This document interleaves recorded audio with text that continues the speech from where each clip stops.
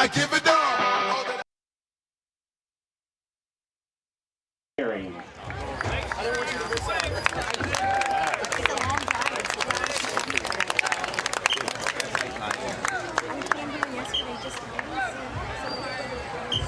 The last member of the girls' golf team is Miss Morgan Myers. Morgan is the daughter of Sam and Amy Myers. Morgan is currently in the cosmetology program at the Knox County Career Center. After high school, Morgan plans to attend college to earn a degree as a radiology technician.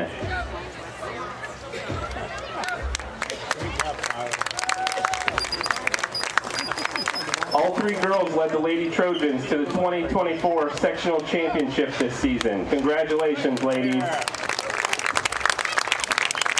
Next up is our senior boys golf member, Bennett Hill.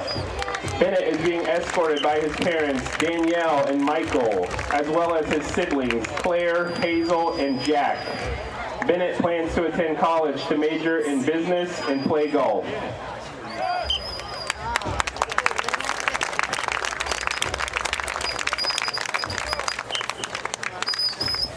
Next up are our cross-country members.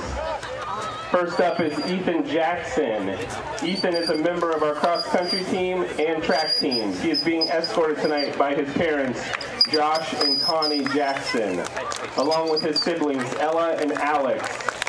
Ethan currently attends Mount Vernon Nazarene University, where he is majoring in engineering and math. He also plans to obtain a minor in physics.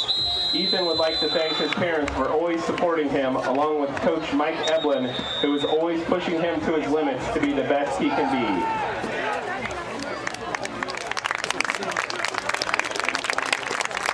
Miss Kayla Larimore.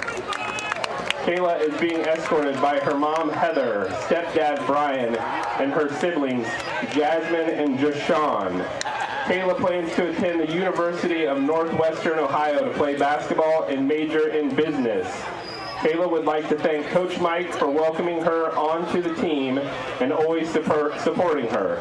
She would also like to thank her parents and her best friend Morgan for their continued support.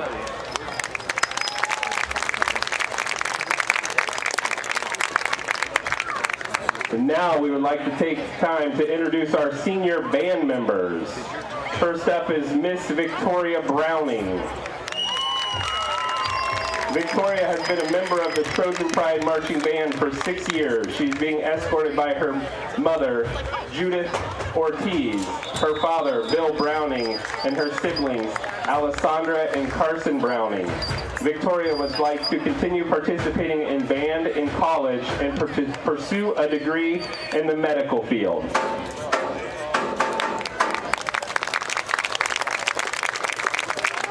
Miss Gabriella Bowens.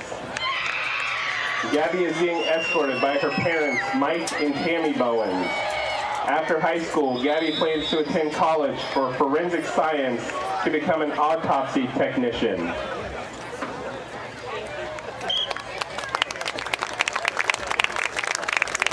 Dylan Meyer. Dylan is our marching band drum major. He's being escorted by his parents, Dave and Dawn Meyer, and his sister, Dana. Dylan's future plans include attending college at Ohio Wesleyan University with a double major in pre-med and biology. He then plans to attend school to study dermatology with plans to open his own practice one day.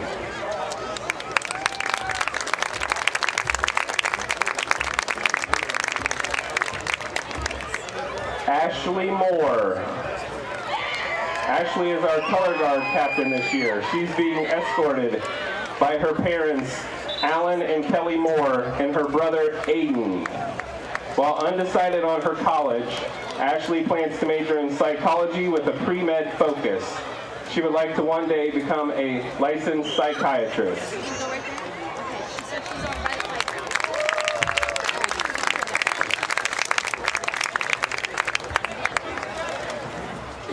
Lastly, we have Thomas Schaller. Thomas participates in the marching band, soccer, basketball, and track. He's being escorted by his parents, Tom and Kim Schaller. as well as his siblings, Jacob, Olivia, and Vivian. Thomas hopes to continue to play soccer in college, as well as earn a degree in social work to become a therapist one day.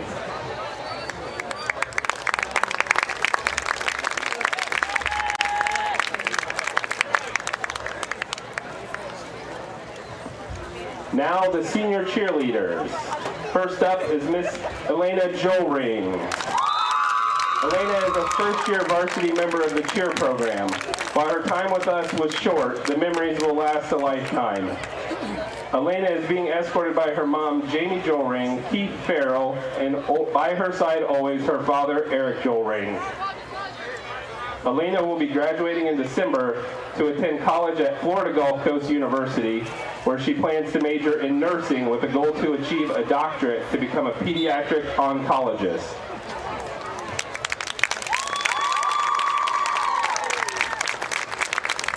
Our second senior cheerleader, who is also a first-year varsity member, is Miss Allison Moore.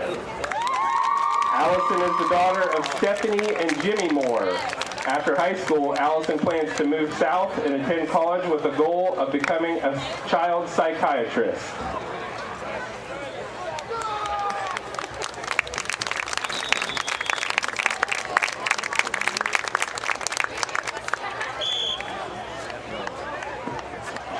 And now for our senior football players. First up, Jonah Gribben. Jonah is a member of the football team, baseball team, and track teams. He is being escorted tonight by his parents, Bob and Katie Gribben, along with his sister, Lydia. Jonah plans to attend Marion Technical College to earn a degree in nursing.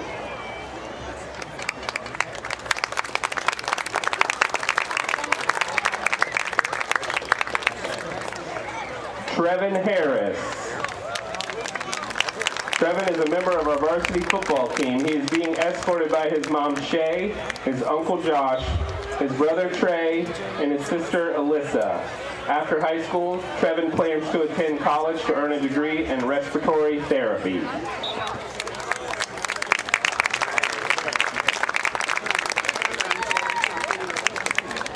Jack Lawrence.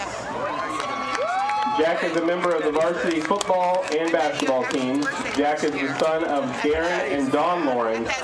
Jack plans to attend the Ohio Fire Academy and work towards becoming an EMT. Is this going to bother you if I sit right here?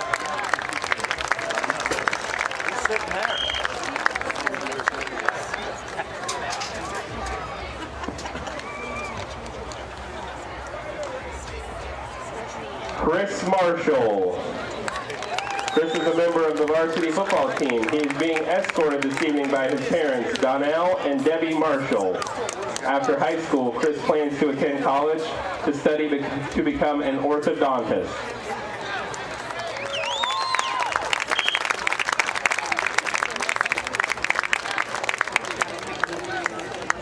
Hi, Sam.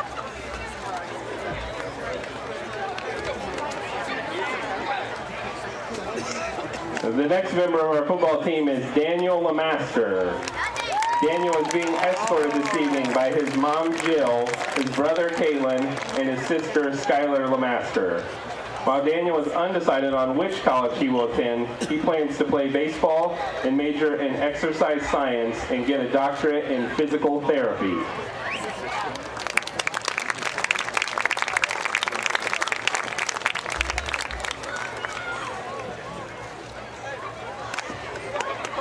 Heath Merklin. Heath is being escorted tonight by his parents, Matt and Jennifer Merklin, along with his brothers, Evan and Skylar.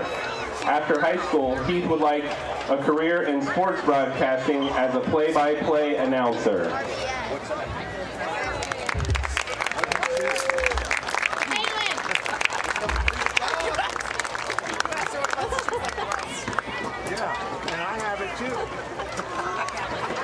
Carson Ross. Carson is being escorted by his parents, Zach and Stephanie Ross, and his siblings, Tara and Caleb. After high school, Carson plans a career in the field of pipe fitting.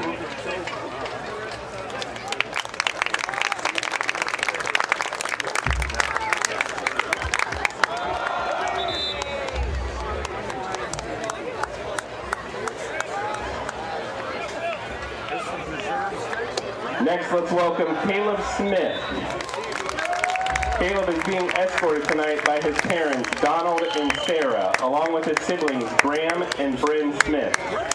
His future plans include attending college at Bowling Green with a major in secondary education and minors in history and sports management. He would like to become a history teacher as well as a football coach.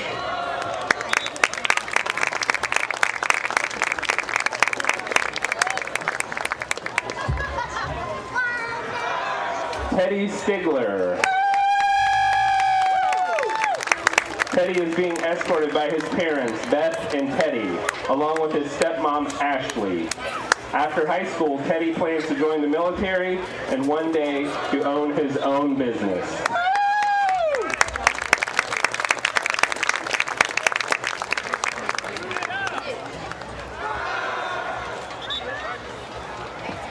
Isaiah Suley. Isaiah is a member of the varsity football team. He is being escorted this evening by his mother, Bethany Smith, and his sister, Isabella. Isaiah is currently undecided on where he plans to attend college after high school.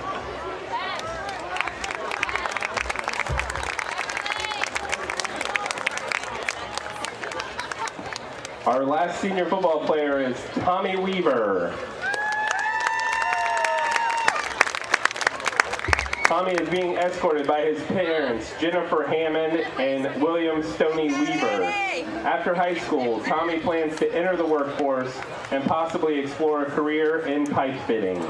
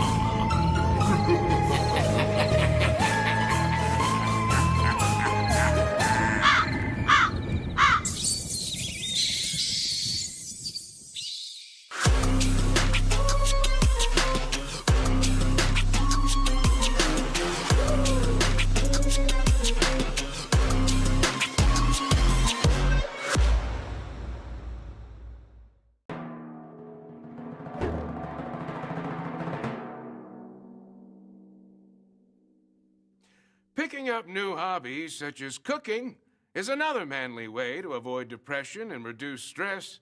Today, I'm going to teach you how to make my world-famous guaco mahogany.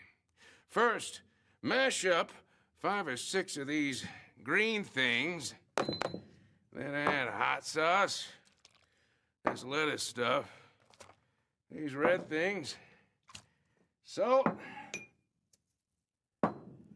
some of this stuff, and limes.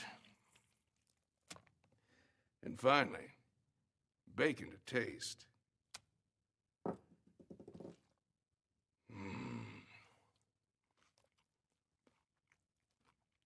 Delicious.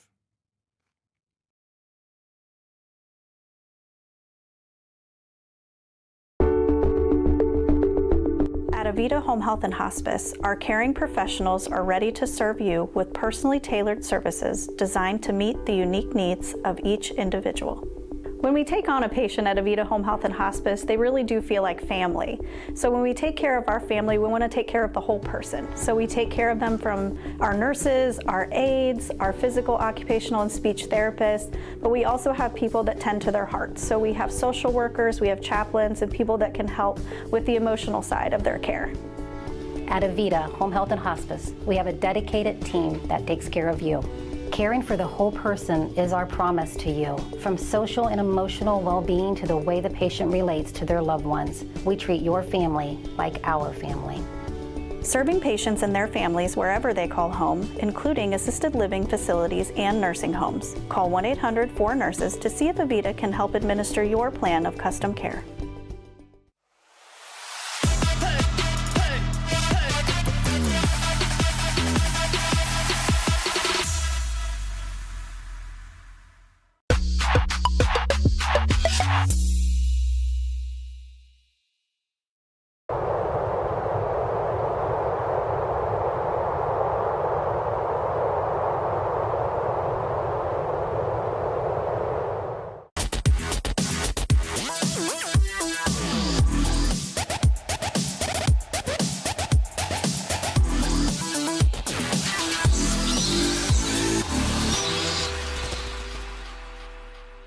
Let's go.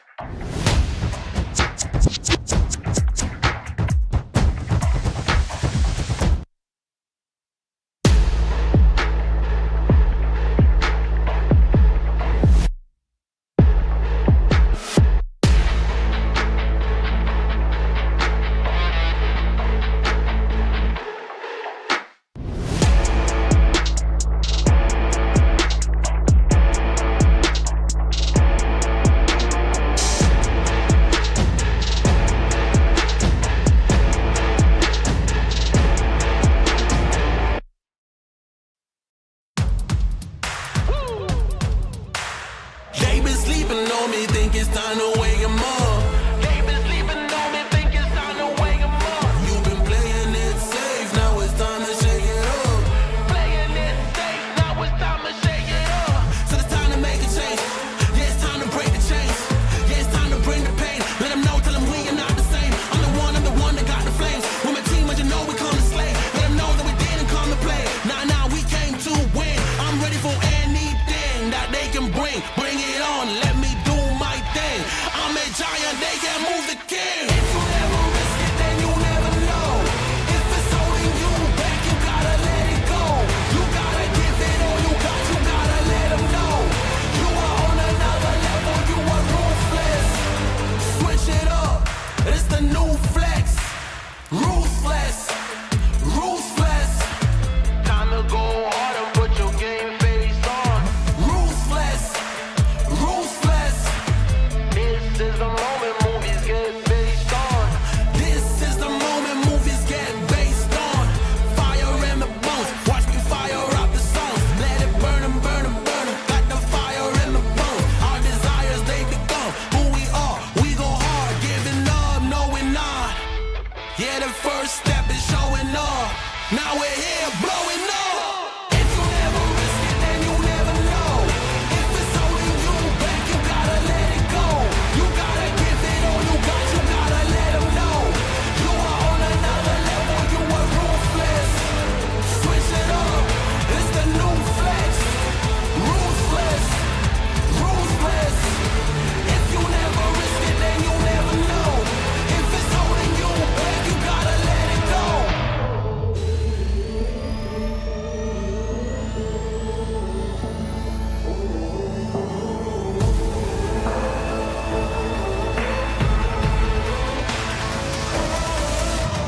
Yeah, the first step is showing up, now we're here. Yeah, the first step is showing up, hear them cheer. Yeah, the first step is showing up, now we're here. We're blowing up, hear them cheer. If you never risk it, then you never know. If it's holding you back, you gotta let it go. You gotta give it all you got, you gotta let them know. You are on another level, you are ruthless. Switch it up, it's the new flex. Ruthless, ruthless. If you never risk it, then you never know. Ruthless, ruthless. Give it all you got, you gotta let them know. You are on another level, you are ruthless. Switch it up, it's the new flex. Ruthless, ruthless.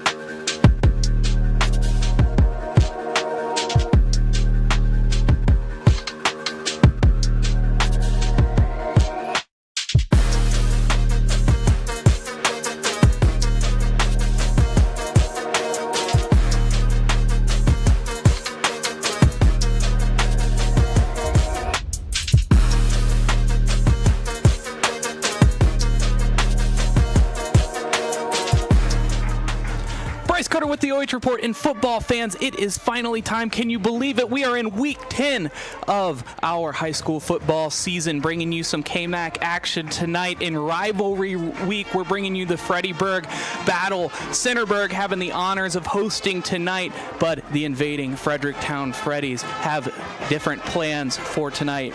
Stay with us for the pregame show coming up next.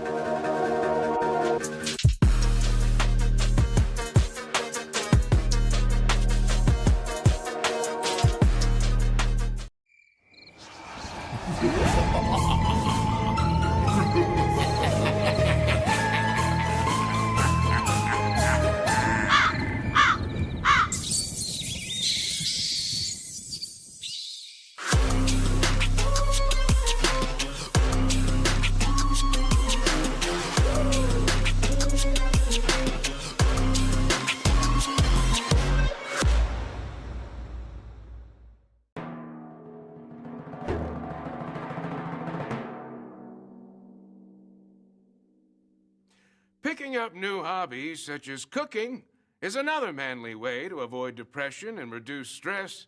Today, I'm going to teach you how to make my world-famous guaco mahogany. First, mash up 5 or 6 of these green things. Then add hot sauce, this lettuce stuff, these red things, salt, some of this stuff, and limes, and finally, bacon to taste.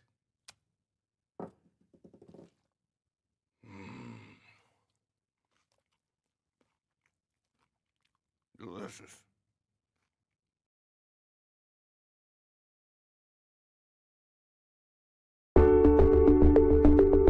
At Avita Home Health and Hospice, our caring professionals are ready to serve you with personally tailored services designed to meet the unique needs of each individual. When we take on a patient at Avita Home Health and Hospice, they really do feel like family. So when we take care of our family, we want to take care of the whole person. So we take care of them from our nurses, our aides, our physical, occupational, and speech therapists, but we also have people that tend to their hearts. So we have social workers, we have chaplains, and people that can help with the emotional side of their care. At Avita Home Health and Hospice, we have a dedicated team that takes care of you. Caring for the whole person is our promise to you. From social and emotional well-being to the way the patient relates to their loved ones, we treat your family like our family. Serving patients and their families wherever they call home, including assisted living facilities and nursing homes. Call 1-800-4NURSES to see if Avita can help administer your plan of custom care.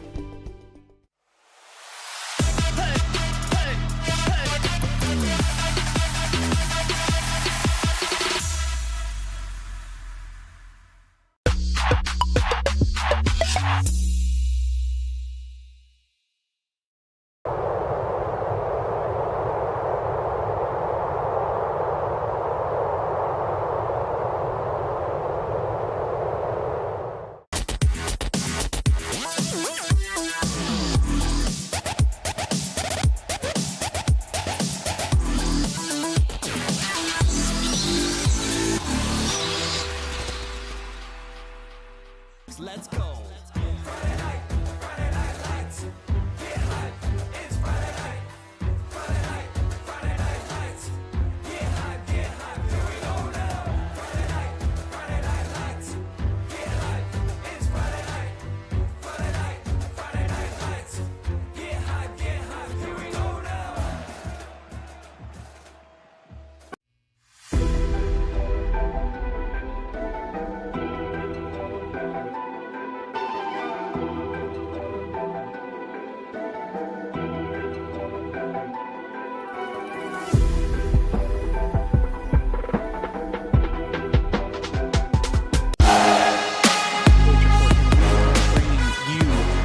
Fredericktown Marathon Towing and Repair pregame show, and we are live here at Centerburg High School.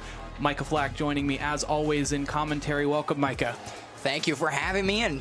Final week of football, at least regular season football, Bryce. A lot more still to go, though. Let's take a look at our team spotlight for the Fredericktown Freddies. In this season so far, they're 5-4. Taking a look at their stats, only attempted 112 passes this season. Their bread and butter really has been the rushing game. 348 carries for 2,211 yards. Definitely nothing to shake a fist at. Nothing at all. And this is a team that is going to be pounding it down Centerburg's defensive line and up through those linebackers. You have to be able to find ways to stop them at the line of scrimmage. Now, taking a look at the player spotlighted, it has to be the quarterback who's been exceptional. The junior quarterback, Blake Sipes, this year he has 7 passing touchdowns, 15 rushing touchdowns, and 1,252 rushing yards. I mean, you know, anytime you have a two-way threat like that, you can really keep a defense on their heels. And he's a guy who can rush and throw the ball. You're going to see a lot of handoff options. Decide if it's a quarterback keeper or handed off, something that Centerburg has to be aware of. Now let's take a look at our keys to victory for the Fredericktown Freddies. tonight. They're going to need to punish the linebackers of the Trojans. They've been known to shut down, but they've also been known to be able to expand and shut down that passing game as well. And of course, making sure that Marshall does as little as possible with the rock. Well, you have to focus on Miles Marshall. Last week, 18 carries, 284 yards, 4 touchdowns, over 15 yards a carry, Bryce. And even Chris Marshall, his brother as well, someone we'll talk about later, he ran the ball for 44 yards, and he's a great receiver. You have to stop them at the line of scrimmage, and that all starts with stopping Miles Marshall. Now taking a look at our team spotlight for the Centerburg Trojans, and this year they're rocking a 6-3 record while holding a 4-2 record in the KMAC. A look at some of their past contests. Only 12-0 to Danville, a really strong Danville team, but picking up a huge 40-6 victory over East Knox. Got to be a great morale boost coming into this week. And that's huge for them. They got their 6th win, another win in the KMAC, and it will be a crucial game tonight for both teams. Now taking a look at our player spotlight. Featured a lot of guys on this team, so many playmakers, but Chris Marshall's going to get the nod tonight, the wide receiver. Looking at his stats here, 4 receiving touchdowns, 2 rushing touchdowns. One of them collected last game and 286 receiving yards. Definitely a versatile thread who can take the wide out position, take the slot, but also line up in the backfield too with the quarterback. And you can have him do whatever you need him to do. And that's the great thing about Centerburg. They have so many good athletes, you can put them in multiple positions. Taking a look at our keys to victory for the Centerburg Trojans, and I really think a big focus, we were talking about it beforehand, is no free yards for them. You know, this is a team that sometimes can err on the undisciplined side, especially with holdings and false starts. With a good team like Fredericktown, those are going to kill you. And you have to be able to find ways to keep your defense off the field. And a lot of the times we saw with East Knox, their first score was because of 2 pass interference calls, Bryce. So you have to make sure you're playing clean football.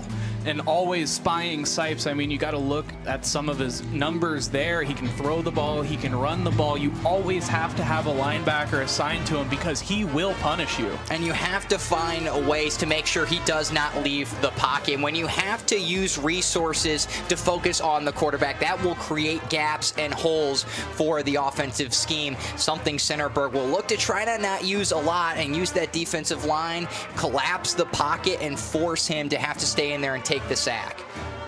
Now getting a look as the Centerburg Trojans make their way onto the field as we wrap up our Mike's Fredericktown Marathon Towing and Repair pregame show. This hometown crowd cheering on their Trojans. Absolutely packed house on both sides. And what a game this is going to be, Bryce. We'll talk about it a little bit and probably talk about it throughout the game. Both of these teams, as you saw in the team stats, 4-2 in the KMAC. Well, number 1's already locked up with Northmore. They're 9-0, 6-0 in the KMAC. Right behind them is Danville at 5-1. Well, even if Danville lost to East Knox, another rivalry game, and one of these 2 teams won, it would not matter. Danville has half a game. They have the tiebreaker over both teams. So this will really be playing for 3rd and 4th in the KMAC. And if you're Fredericktown, you lose this game, you fall to 5-5. There might be a chance you don't make the playoffs. So much on the line, and both teams know it. You can feel the tension in the air.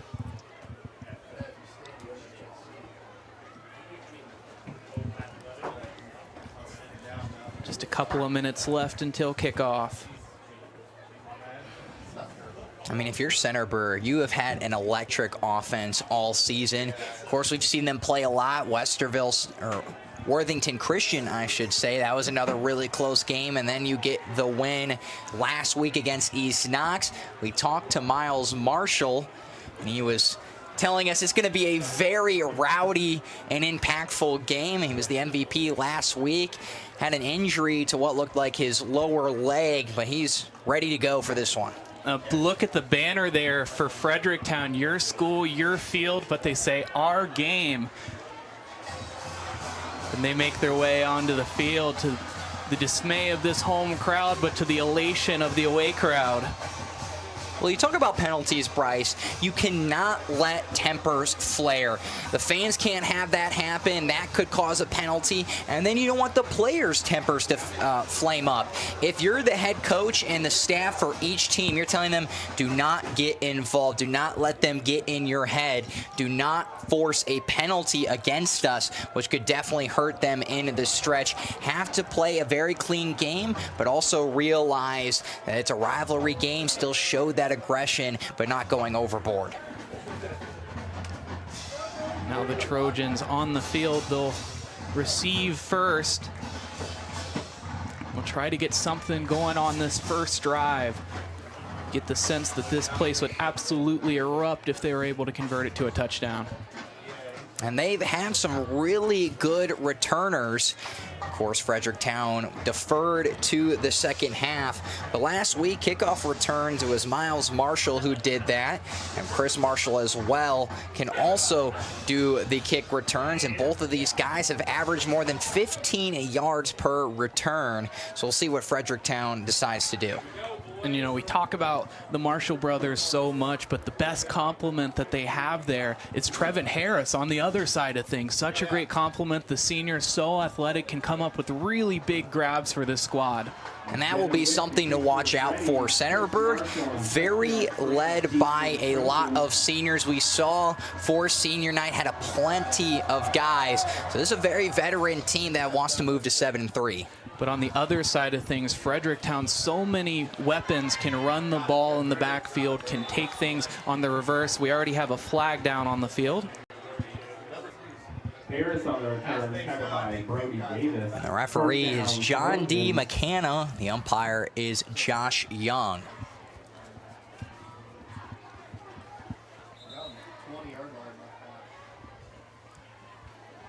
Having a conversation about it and what they decide to do, but penalties going to be huge. You know that this offense of Centerburg can march down the field, but it'd be way better started at the 30. And it'll be a block and a pass, so half the distance to the goal, so that will spot them all the way back.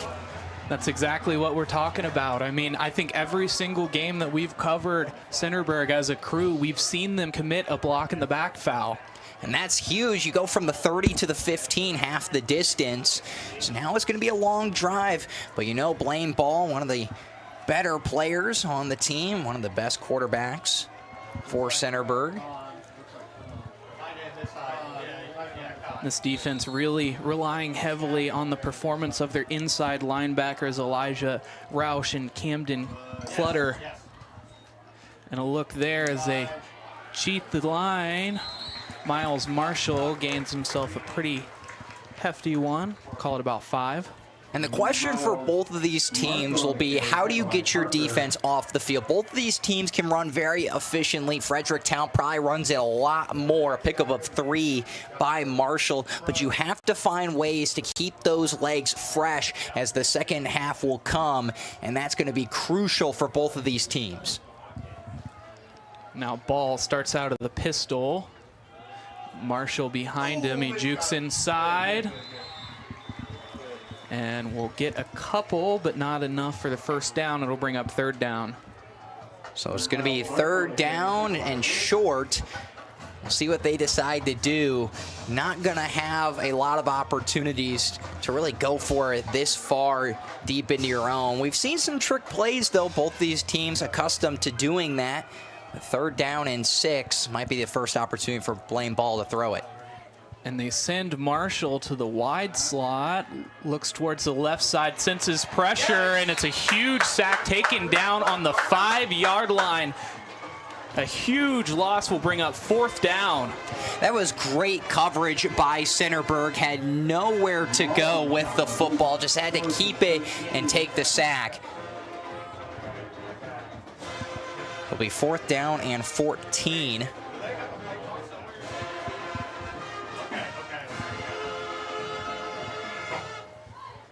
So they will look to have 2 receivers on this one.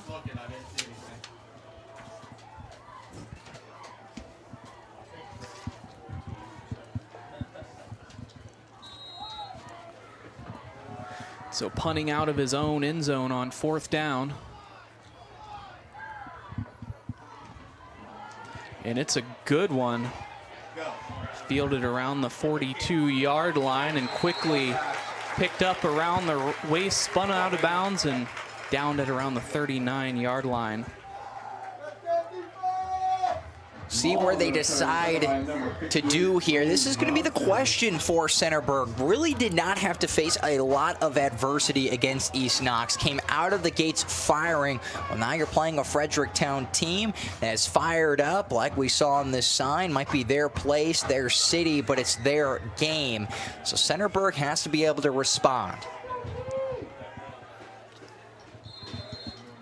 Now putting a man in motion in the backfield, a big body crossing, but Sipes will take it himself.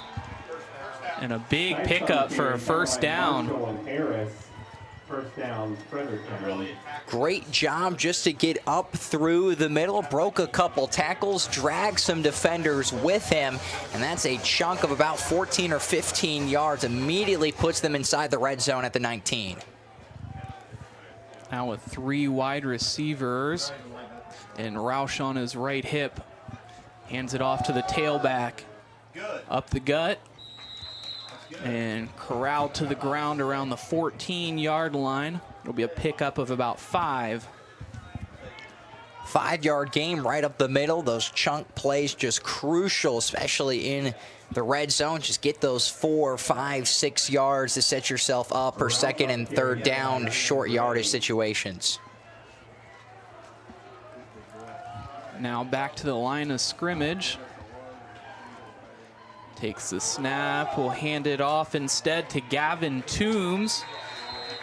Gavin Toombs, only a sophomore, but 6'5" and 225 pounds. And he can just bury, or really barrel his way. He can bury defenders too with just that strength and adversity that he has. So now he'll gain 3 yards on the play, sets up third and short.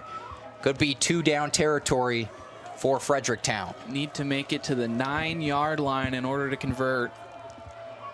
The snap, pressure's there, but in the backfield, Sipes just trying to get away, is just falling on top of for the sack.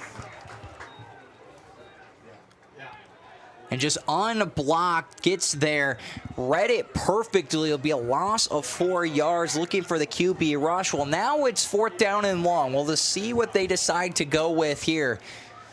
You're right between the hashes if they decide to go for a field goal, but that's not what they're going to do. Trip with receivers on the left-hand side. 2 men in the box for the Trojans, rolling out to his left with pace, looking to pass, and this one looks like it'll hit the ground first. So it'll bring up the turnover on downs, and that's probably best case scenario there, is if he would have intercepted that one, they would have started at the 1.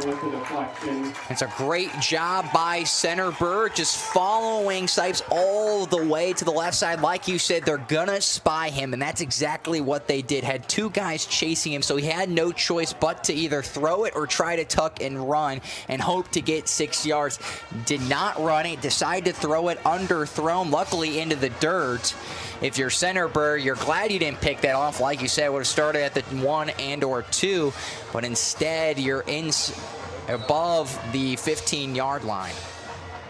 So now on the 15-yard line is where they will begin. Blaine Ball with Marshall on his left hip, sends him away, looks to his left, finds him in the flat, trying to find some blockers, slips out towards the sideline, gets close to the first down marker, maybe more, and they want a late hit, and there it comes.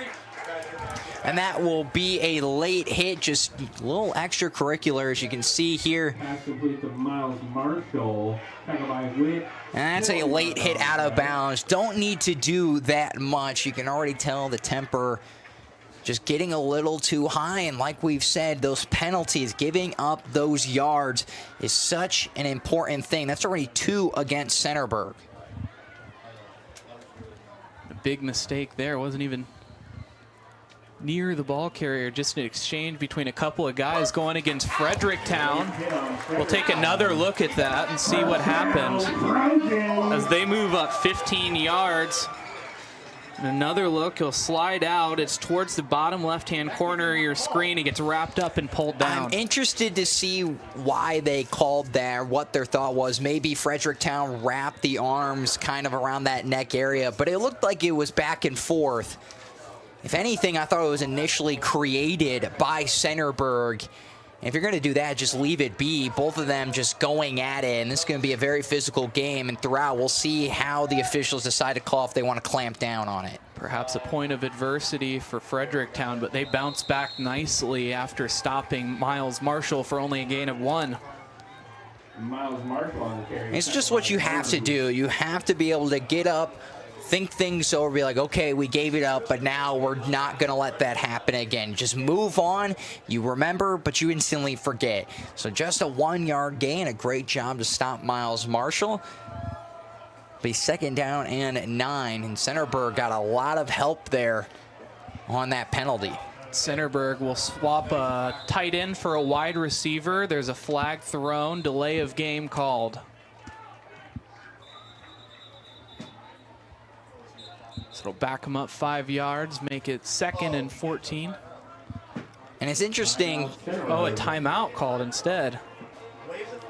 So originally, the judge in the, or the official in the secondary throwing the flag and actually signaling for the delay of game, but instead they wave it off for the timeout. The back judge, Andrew Shreve, he was throwing a flag, so it looked like maybe, I was about to say, well, it's a gentleman's agreement here. You don't have a play clock, so unless... We did clarify the back judge does have a stopwatch that keeps time, so... So that could have been it, but it was weird that he threw the flag there and not just waved his hands. That was a very interesting decision by the back judge.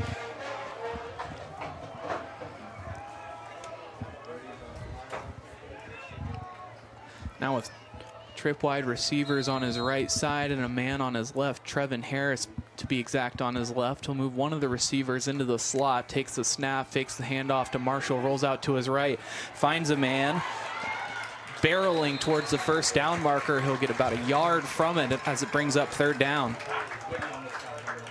And he'll pick up of 8 on the pace. That'll be a gain to Jack Lawrence. Just utilizing that big body over the middle, and he was open all day long. That was the first look in the progression for sure, and they found him. And they'll flip the formation this time.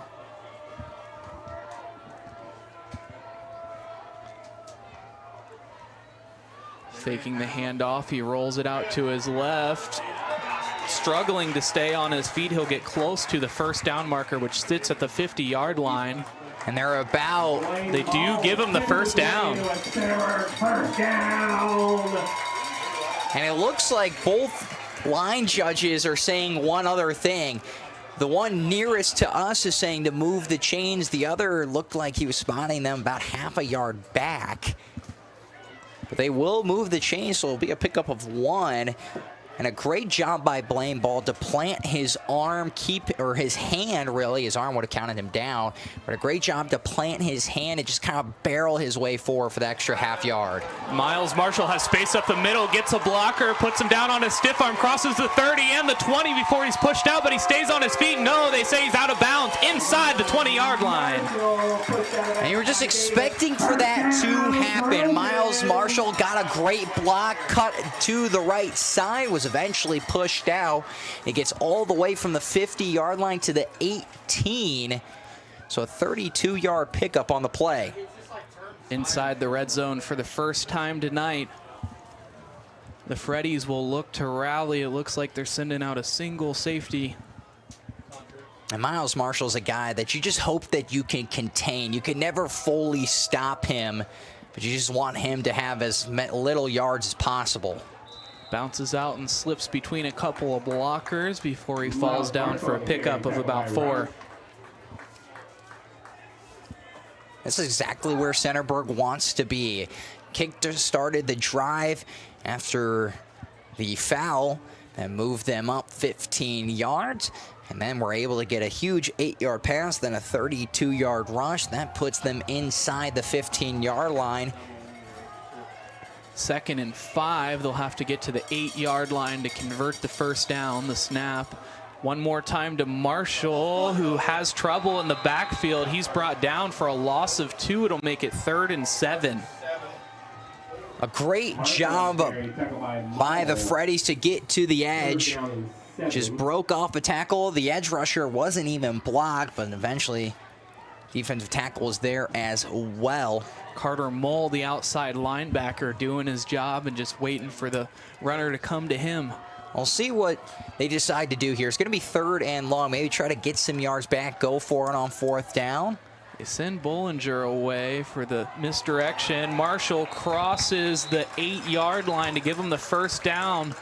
He'll be down to around the 6-yard line. Marshall on the carry, tripped up by Rouse. Great job by Miles Marshall. Pickup of 8 on the rush.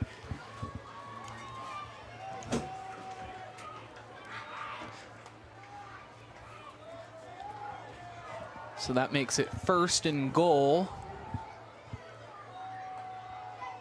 With the new set of downs, Blaine takes it himself, and ball is into the end zone for her first score of the night.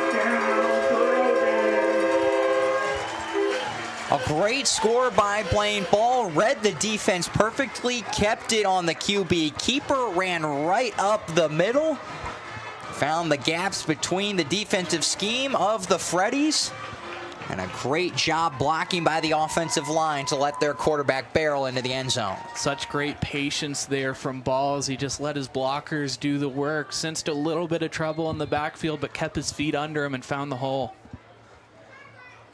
This one is up, and it's good. So 7-0 after the first score of the ball game. 3:50 remaining here in the first quarter. Stay with us. Avita Home Health and Hospice is locally owned, locally managed. All of our staff, our board, everybody are members of the local community. Our medical director is a member of our local community and has practiced in Bucyrus for over the last 10 years. When you call in, you're getting a local person. The nurses that you talk to all live, work, and recreate in your community. I mean, I've been doing this for 16 years and I've taken care of 3 generations of some families. We're the hometown people.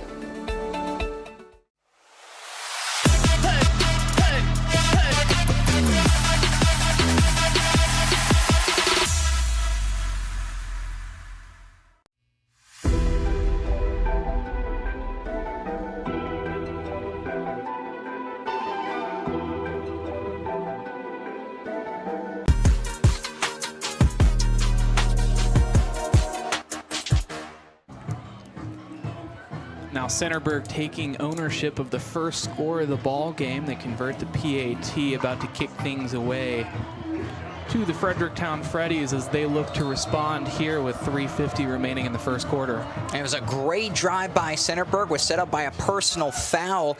Then they got a 32-yard rush by Miles Marshall, got them into the red zone, then rushes of 8 yards and 7. The final rush by Blaine Ball is able to get his way into the end zone, and Centerburg strikes first. This is what happened against East Knox, and they would really pull away. The Freddies, though, got in very good position. It was 4th down and 6, but the quarterback of Blake Sipes unable to get the ball where it needed to go on the pass on that first drive, but they are knocking on the door immediately against the Trojans. They'll start things off on the 32-yard line. Started within the 50 last time, of a considerably more yardage to go as Sipes senses pressure. He's just trying to get away, and it's a huge sack as he's brought down at the 20-yard line, a loss of about 12. Thought about handing it off, did not, kept it. It would have been better actually had he handed it off to Elijah Roosh and did not do that. And because of that, that was a very good pressure and ability to get to the quarterback from the defensive line of Centerburg. Both edge rushers there just absolutely eating up their assignments. So it'll be a loss of 14. This time they'll hand it off. Roush will fight for a few extra yards, give him about 6. It'll bring up a long scenario. It'll be 3rd down and long. We'll see if they decide to rush it, try to waste some clock, but also push themselves forward after the 3-yard rush. They'll need to get to the 42-yard line in order to convert it. They're currently sitting at the 21. They line up in a wide receiver-heavy formation and alone in the backfield. No wonder they'll spread the defensive line as he looks to pass. Dropping back over the middle, and no dice this time. Did have a receiver in the vicinity, was looking for Gavin Toombs, but made the sliding effort, unable to come up with it. So it'll be 4th down and 21, just trying to find him right near the line to gain. Unable to, just a little bit low, goes straight into the dirt and rolls away. But a great job by the Centerburg defense, not falling for the possible fake with Elijah Roush, and was able to get to the quarterback on that 1st down, lost 14 yards, and that immediately killed the drive. Trevin Harris back to receive. It's a good punt. Will take a bounce. He'll take it around the 42. Has some space as he crosses the 50. Finally brought down around the 45. They'll start inside of Freddie territory. A great job by number 14, Trevin Harris, letting it bounce, getting into his hands, taking it all the way into Freddie's territory. Now you have it right at the 44-yard line. A great job to start the drive.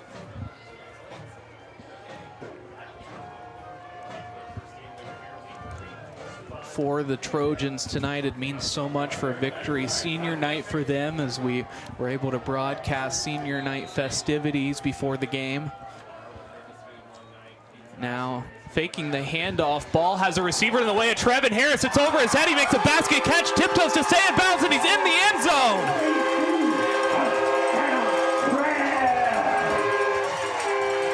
What a job by Trevin Harris, creating the separation, tiptoeing his way down the sideline.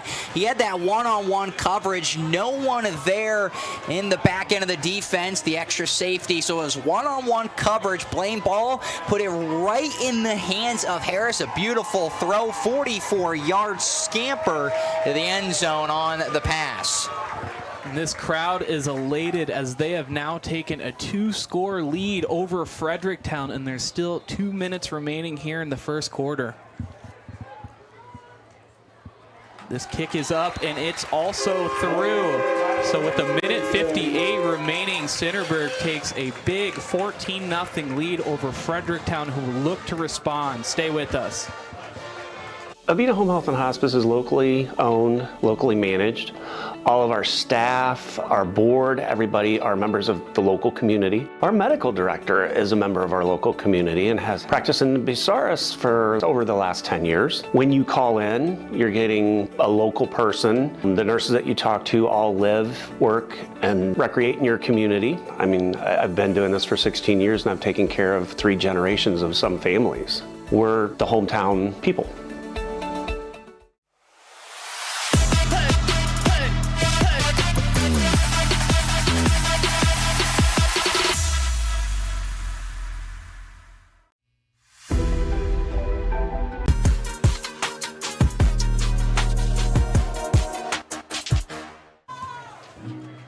Bryce and Micah Flack with the OH Report, joining you with 2 minutes remaining here in the first quarter.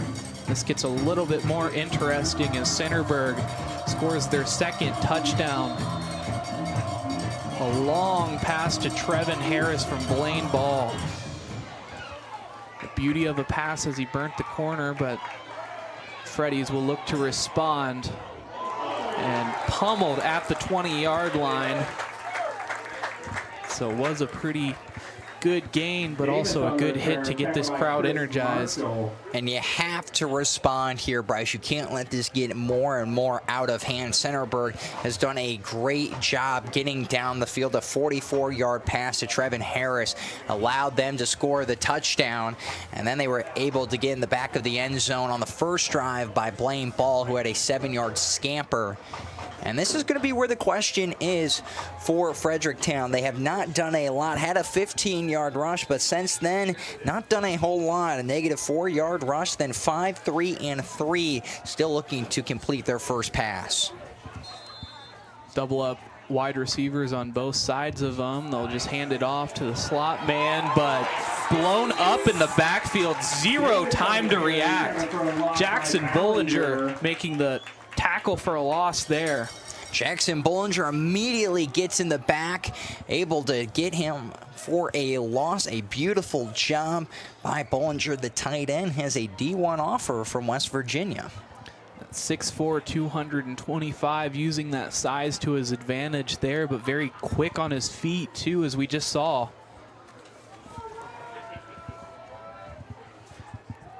Now Sipes with Roush on his left hip will roll out and look to pass. And towards the sideline, Trevin Harris contesting that one. Intended receiver was Dalton Lang, who couldn't come up with it. And just nowhere to go with the football. Had to immediately scramble out to the left. Just a little bit too much on that ball, a little bit too hot. Gets away from the receiver. So it's 3rd down and long again after having 3rd down and 21 on their last drive.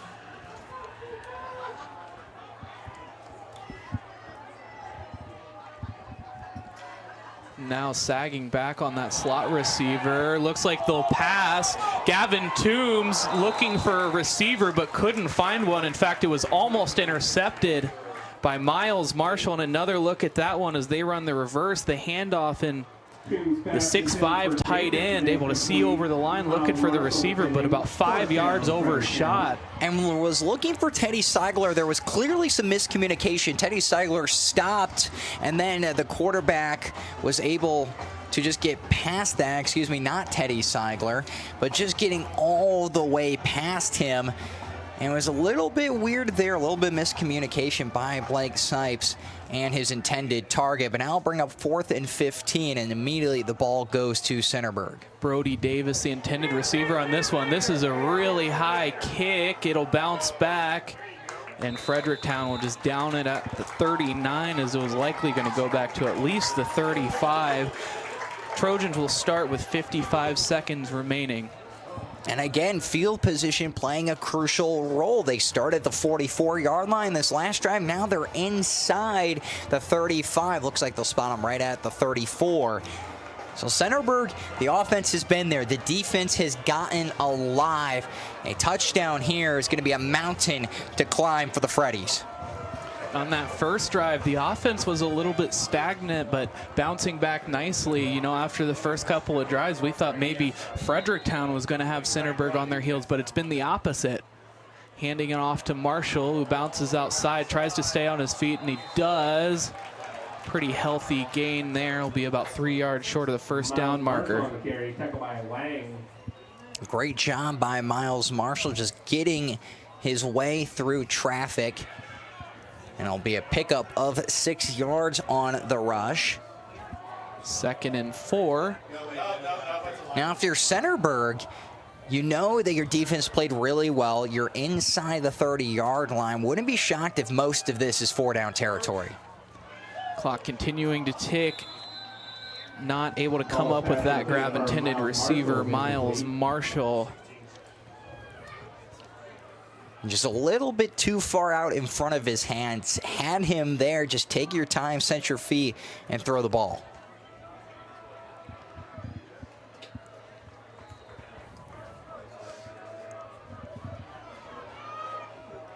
.16 seconds remaining here in the first quarter. They'll look to the air one more time. He'll drop back to pass, looks over the middle, and I don't think he was able to come up with that one. Whole bunch of hands got. A flag is down in the back, too. Ball's pass intended for Lawrence is incomplete. And it's going to move him back. A holding call on the offensive side. First holding call for either side tonight. We'll back him up.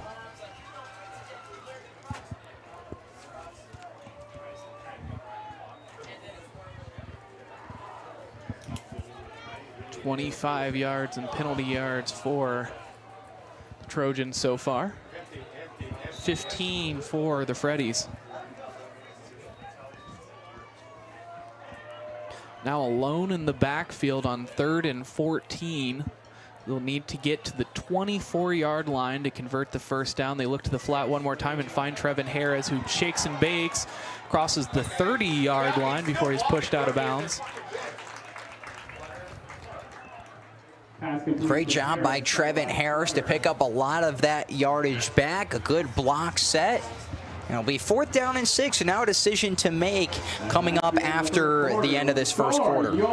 That is the end of the first quarter. Centerburg leading this one 14-0 over the Fredericktown Freddies. They'll look to respond with 3 quarters remaining here at Centerburg High School.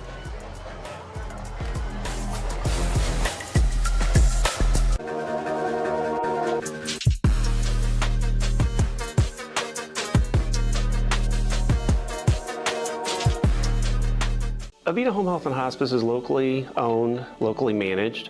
All of our staff, our board, everybody are members of the local community. Our medical director is a member of our local community and has practiced in Bucyrus for over the last 10 years. When you call in, you're getting a local person. The nurses that you talk to all live, work, and recreate in your community. I mean, I've been doing this for 16 years and I've taken care of 3 generations of some families. We're the hometown people.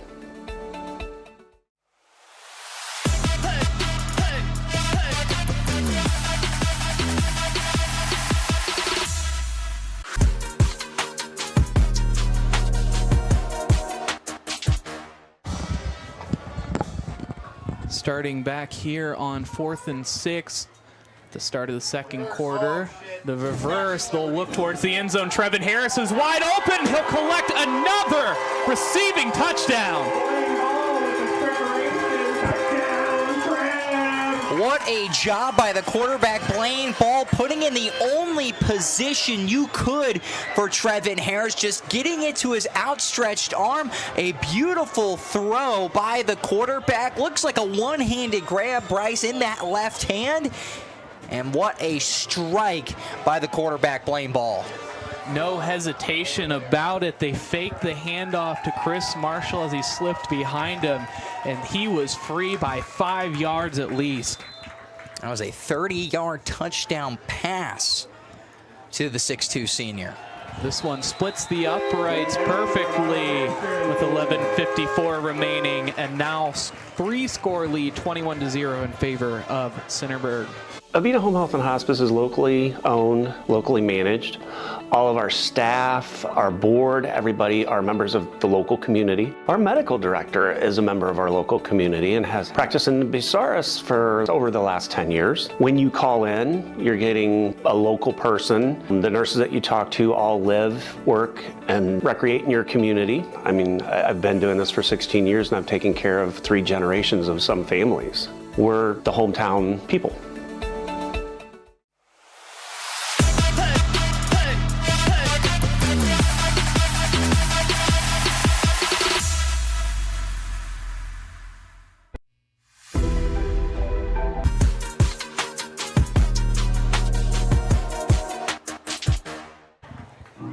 Well, it only took 1 play after a quarter of play for them to convert that. 4th and 6. They were able to fake the reverse to Marshall and find Trevin Harris wide open now, kicking things away, and the Freddies will have a lot of work to do, but they still feel like they're in this one. And they're only 21 points down, still have pretty much a full quarter to go. You want to try to set yourself up in a position to go into the locker room just down a score or 2. FreddieBurg elected to defer in the first half, so they will get it to end of the second half. Still a lot of time, though, before you have to think about that to end this quarter.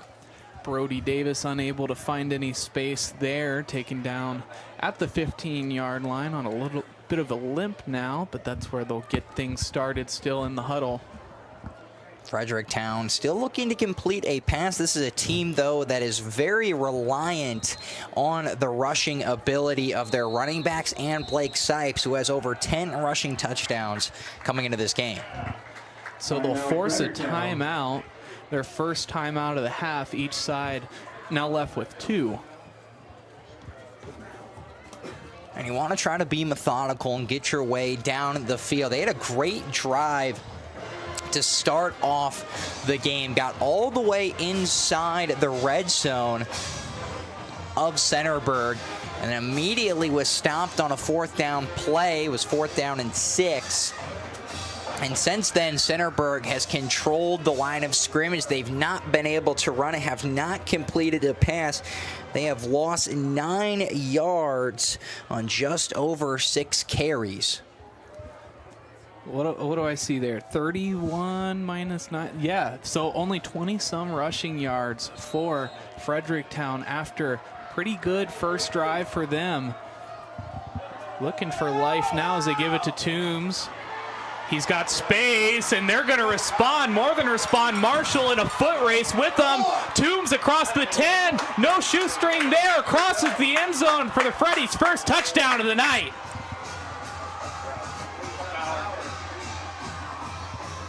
I'm sorry, that's Elijah Roush there.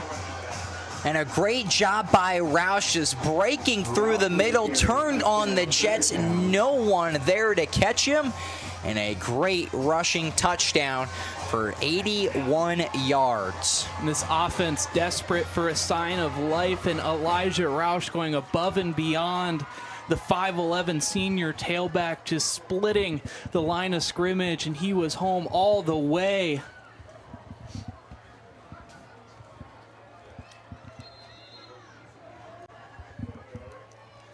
This one's up, and a line drive is through. So now 21-7 with 11:35. Only took them 15 seconds to respond. Avita Home Health and Hospice is locally owned, locally managed. All of our staff, our board, everybody are members of the local community. Our medical director is a member of our local community and has practiced in Bucyrus for over the last 10 years. When you call in, you're getting a local person. The nurses that you talk to all live, work, and recreate in your community. I mean, I've been doing this for 16 years and I've taken care of 3 generations of some families. We're the hometown people.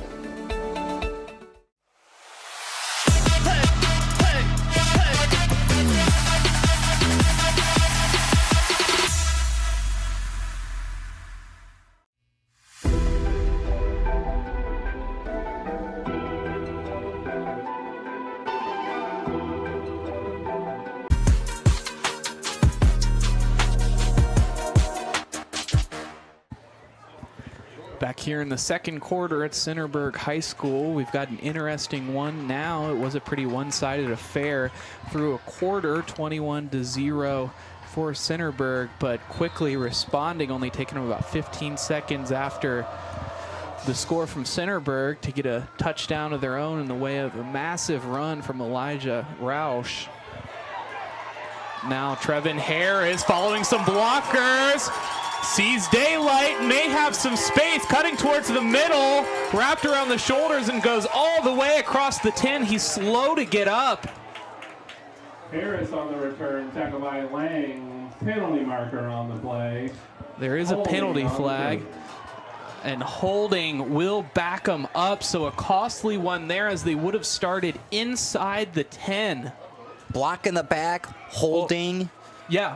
Those have been the struggles for Centerburg. Special teams has been a very tough thing to come by in this season so far. Have had a lot of penalties, drag them all the way back. That Trevin Harris run would have put them already inside the 10 to immediately respond. And now the ball will be all the way back. See where they decide to spot it at. But it will be all the way back, it looks like, right about the 30-yard line. In a big opportunity for this defense. They came through on the offensive side of things, but a stop here would completely turn this game on its head. And you now have some momentum. You can feel the energy for Fredericktown. It's their opportunity to try to get the stop.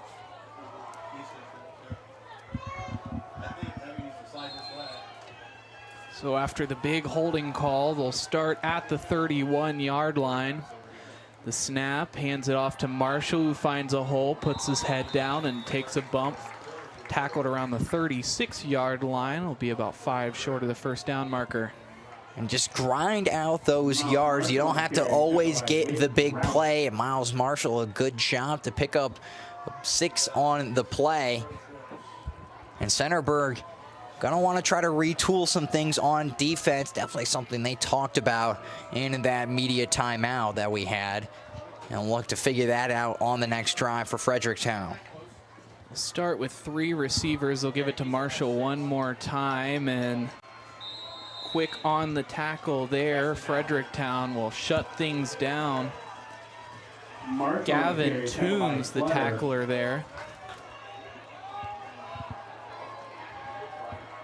And just nowhere to go, trying to find the hole up the middle. So it'll be 3rd down and the same distance of 4 yards to go. See how close they get. If it's a 4th down, will they decide to go for it? Only 2 men with hands in the dirt. They'll rush 5 as Blaine Ball will take it himself instead of giving it ahead. And he'll cross the first down marker and get about 5 more. And a great job by Blaine Ball just to lower the shoulder. A great pickup there of about 11 yards on the rush. And immediately Centerburg gets a new set of downs.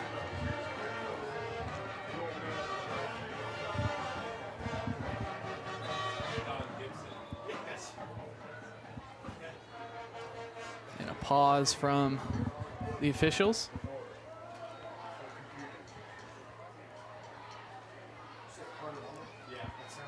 And the line judge not happy with the spot. They'll back him up a yard as they sit on the 47-yard line now.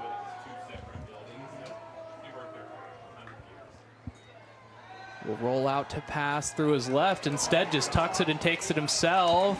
Hits the juke move. Lands close to that first down marker. If he's not across, it'll be about a half yard short of it.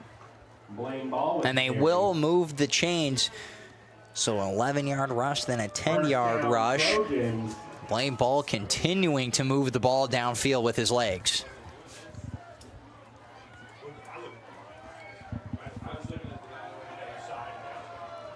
So now inside of Freddie territory, they'll look to respond to the rushing touchdown they just gave up. A motion man. Marshall takes it himself, busts loose, looking towards the end zone, and grabbed around the thighs. A massive tackle from Brody Davis to prevent the touchdown. And a great job by Davis to stop the touchdown, but Miles Marshall got a huge block, pick up some extra yardage, and that immediately puts them inside the red zone. They go from the 43 to the 12-yard line, a pickup of 31 yards on the rush. And that's 3 rushes, Bryce, of over 10 yards, 11, 10, then 31. The offense just continuing to find gaps in this defense of the Freddies. Now at the 12-yard line on first down. They hand it off to Marshall, who runs it inside, bounces off a linebacker, and will pick up a couple of more yards. And Centerburg looking to respond here after a great job and an 81-yard rush by Elijah Roush.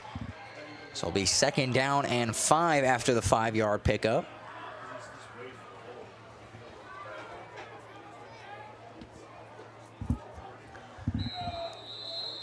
So they'll have to get to the 3 in order to convert the first down and buy him a new set of downs. Now,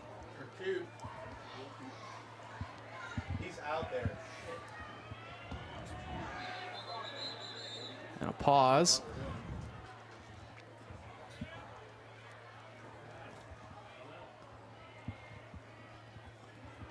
We'll see what's going on there. Substitution in the meantime for the Freddies.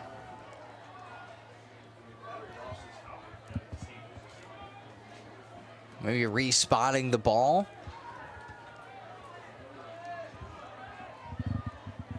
Looks like you're right. They got him at the 8. Now they'll send the clock.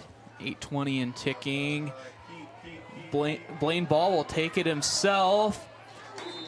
busts through the line of scrimmage, and he's within about a couple yards, if not at the 1. And they'll put down the chains. So it'll be a first down after a pickup of 5, just 3 yards away from the end zone.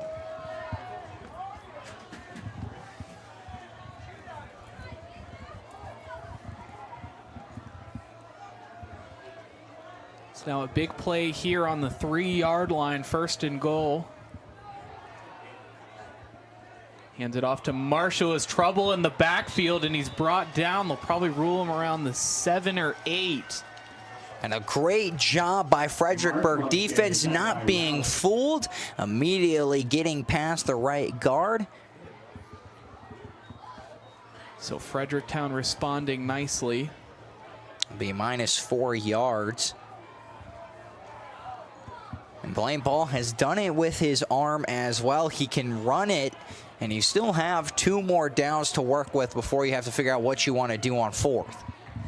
Now commanding his offense, he'll roll out to his right. A whole host of white jerseys. They find a receiver, but not enough, as it'll bring up 4th down. So it'll be 3rd down. Or 3rd, I'm sorry. 3rd down, they put him at the 4, so it'll be a pickup of 3 on the pass. And they'll call a timeout, so that'll be their 2nd timeout called up. 1 remaining for Centerburg, 1 remaining for Fredericktown. Stay with us.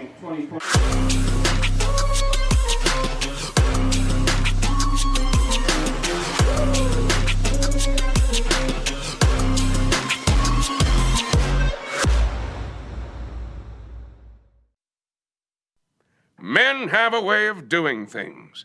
A man has his way of eating, of exercising, of keeping his hands warm, and of straightening up. So, when a man faces a serious life problem like divorce, depression, or suicidal thoughts, shouldn't a man have a way to deal with that too? Well, now he does. I'm Dr. Rich Mahogany. Visit me at mantherapy.org.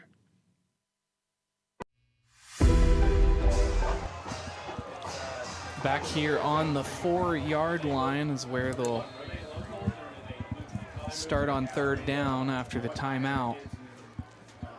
2 guys in motion this time. Handoff, Marshall, no room, and thrown to the ground at the 10-yard line. And they'll lose about 6 yards, so it'll be 4th down and 10. And it looks like they will decide to go for it. Loss of 6 on the rush. And back-to-back losses on the run game. Lost 4, then lost 6. Were able to pick up 3 of those between that. Now alone in the backfield. Fredericktown will take a timeout this time. Let's take a look at some comments here. Aaron Sipes putting in the work in our comments section. Go Freddies, come on Sipes, good defense. Charity LeMay saying, let's go Trojans. Jean Stockwell says she's watching. Charity LeMay saying, nice catch, Trevor. That was a nice catch. That was, both of them. I mean, he's made a couple of really nice grabs so far. And he's done a lot of good things for this team. And both these teams have started to really slow down, play to their pace. Of course, you had the 81-yard touchdown by Elijah Roush. Other than that, this has been a methodical drive for Centerburg, and it's a question mark on if you should go for this. It's 4th down and long. You're at the 10 yards to go to get in the end zone.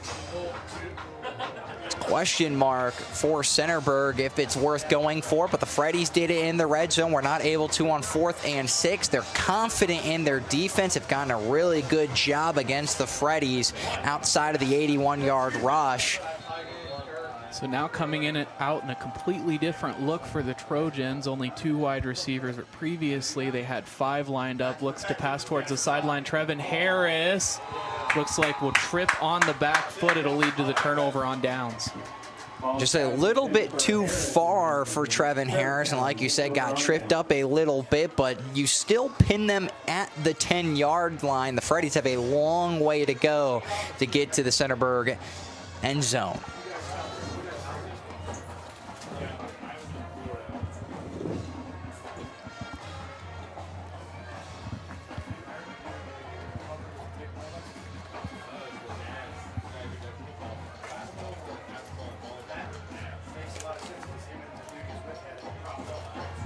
Now back to the line of scrimmage. The Freddies will start things off at the 10-yard line. They'll have 90 yards to go, as already running into some issues in the backfield as Sipes is brought down. And a great job just to knock them back, just only get about a yard or two on the rush. The linebackers able to close those gaps, and it'll be just a pickup of 1.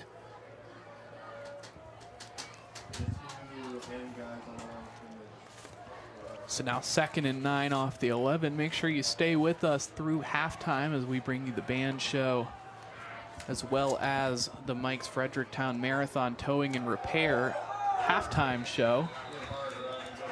Now stumbling across the 15-yard line. It'll be a pickup of about 4. Still a long way to go after the pickup of 4 yards on the rush. So 3rd down and 5. And this is where Centerburg has thrived. They've really kept them to 3rd and medium or long. Now Gavin Toombs lining up in the slot. They'll drop back to pass. The screen pass to Elijah Roush. Doesn't look like they'll earn him enough yards, about 2 or 3 yards short. And they'll spot him short, so just 2 yards. The first pass completion of the evening for Fredericktown. So they'll bring on the punt unit. And the smart thing to do, you don't want to allow Centerburg to get the ball back immediately at the 18-yard line. A high punt last time. We'll see if they're able to come up with a better one and get it across the 50, which is about where Trevin Harris is lined up, but it's a fake. They get the 1st down and more. And so a risky fake punt from the 18-yard line will earn them the 1st down. And a great job on the fake punt to give them that opportunity for the 1st down. 1st down and 10 all the way at the 26-yard line. A pickup of 8 on the rush.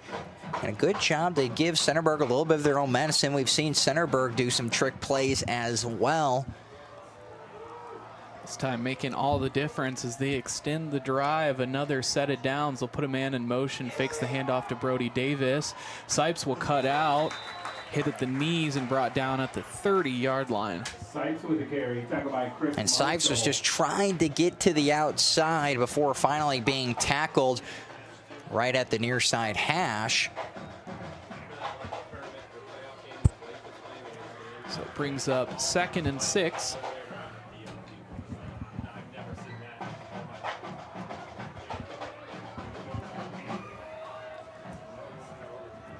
Now 4 wide receivers, and on his right hip sits Roush. Rolls out, looks to pass, and towards the sideline they'll complete this one to Dalton Long, the wide receiver. Complete to Lang, 1st down, Fredericktown. Dalton Lang, I'm sorry. And a great job, moves them up from the 30 to the 40-yard line. A 10-yard pass, too long, and just sliding out of bounds to make the catch. And it keeps Fredericktown's series alive. Inside of 3 minutes. Rolls out to his left towards the sideline once again. Brody Davis makes the completion. More importantly, runs out of bounds as they'll stop the clock. And that will stop the clock, as there'll be an 8-yard pickup on the pass. 2.5 minutes to go in the 2nd quarter.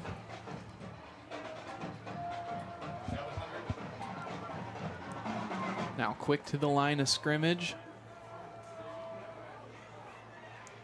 Senior center Blake Green. Snap things off.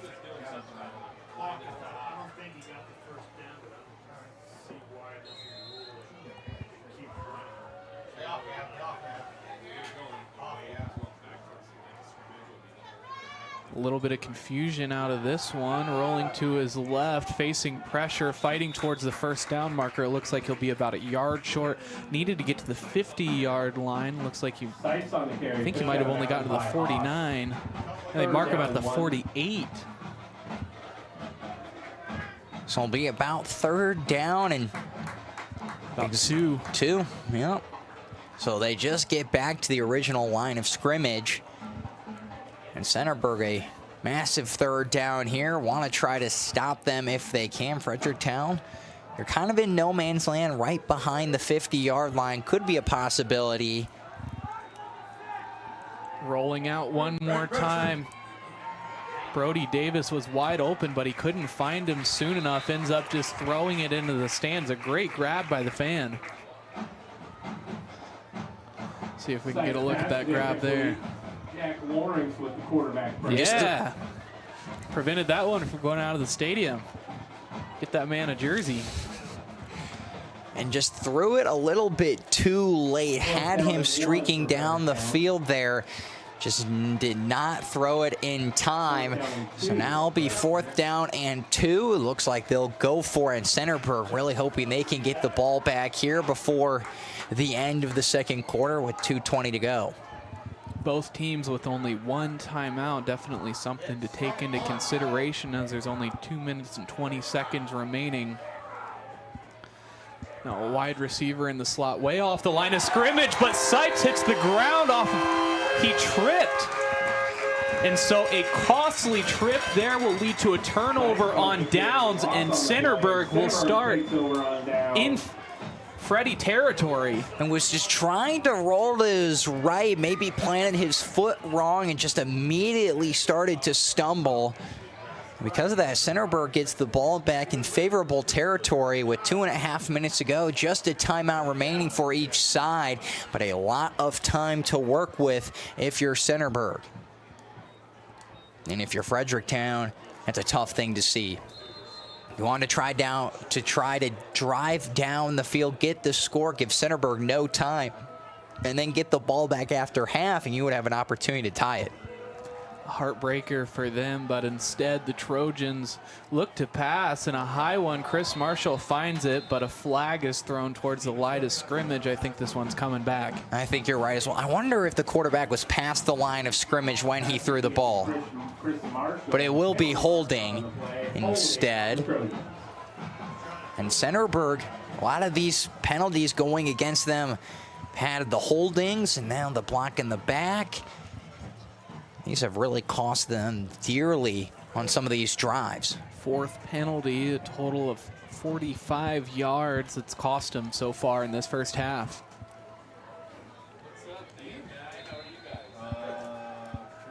So now a 1st and 20 with 2:09 remaining here in the first half.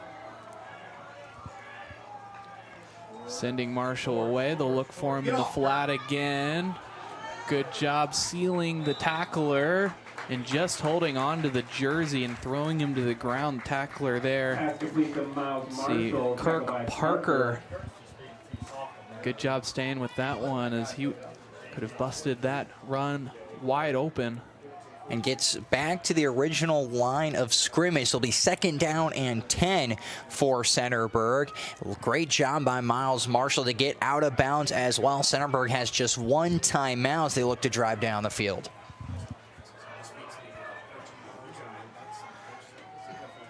Stacking some receivers on the left side, and they'll send Marshall away one more time, faking the flat route, but Blaine Ball takes it himself, has a blocker as he runs just right down him, ends up grabbing his wrist.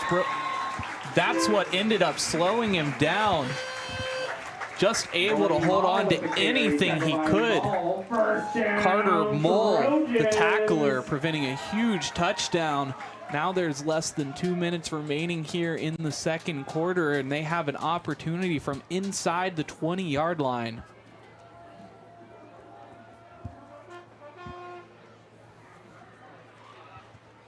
Relaying that play as the clock continues to tick. Give them a huge momentum boost going into halftime. They do have a 2-score lead, but it was Fredericktown that scored last. Looking to pass, finding Trevin Harris. Dancing outside, hits the first down marker. Ball comes out, but looks like he was out of bounds ahead of time. And a great job by Trevin Harris just to get it around. Some blockers lost the football, but able to let it go out of bounds, and it'll still be in Centerburg's hands. And that will spot him well inside the 10-yard line. It'll be first down. Now inside the 10, they give the chain gang the rest of the shift off. Rolling to his right and drilled in the backfield. They're trying to rip the ball out, but no luck that time. Blaine Ball will lose about 7 on this one. So it'll be second down and 16. We're 7 yards away from the end zone, so they'll lose 9 on the play. Yeah, 48 seconds left. Still have an opportunity to run a play here. Depending on what happens with that, could stop the clock if it's an incompletion and you have that 1 timeout to spare. Spreading things out here on offense. 3rd and 16. One more time looking for Trevin Harris, but he's hit low and table-topped. They'll keep the clock running as it brings up 4th down and long. And it'll be an injury timeout. 24 is down there.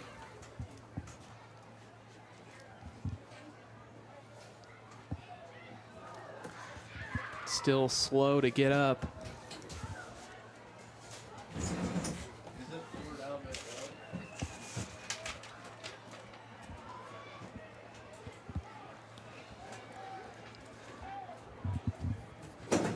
Both sides making their way to their sidelines as they give them some space. Trainer out on the field.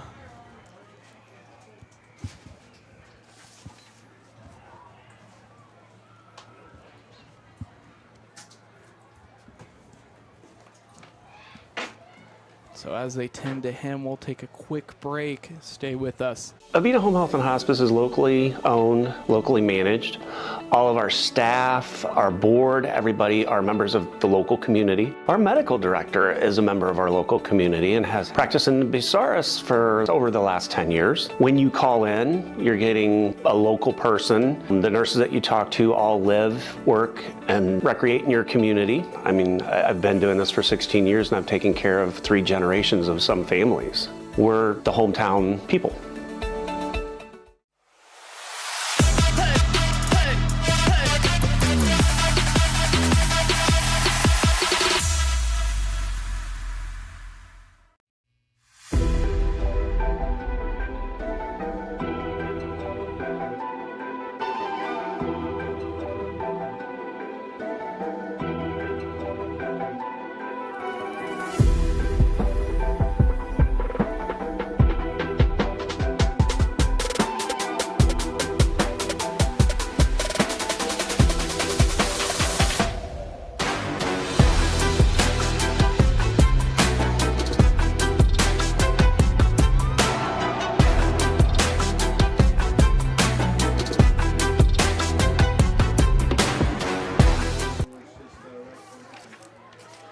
Back to play some football.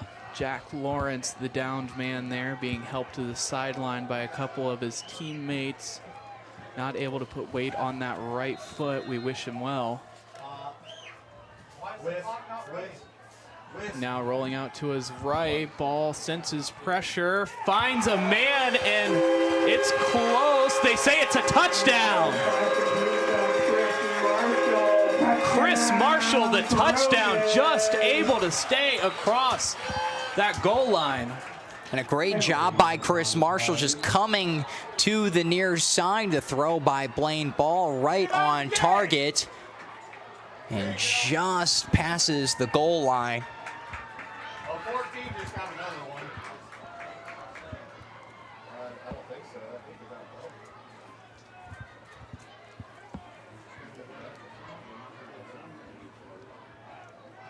So Chris Marshall coming up with a key touchdown, and You got to look at it there when he made the grab, feet across that goal line. And offsetting penalties for unsportsmanlike conduct. Offsetting unsportsmanlike on Fredericktown and Centerburg. So you hate to see that, but all the same, they'll line up for the point after.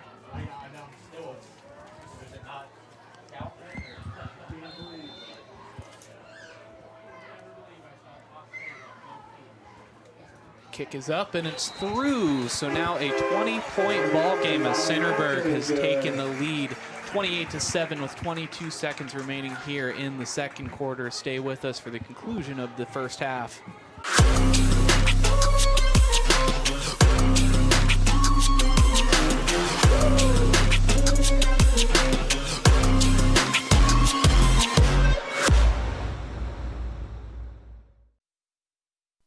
Men have a way of doing things.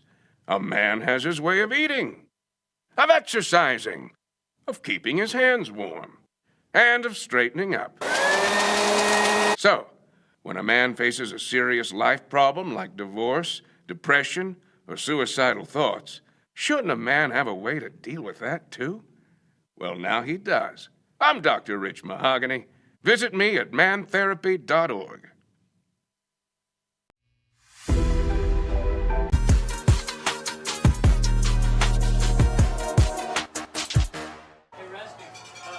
So with 22 seconds remaining, Centerburg has extended their lead to 20 in the way of a Chris Marshall touchdown. 3 passing touchdowns for Blaine Ball so far on the evening.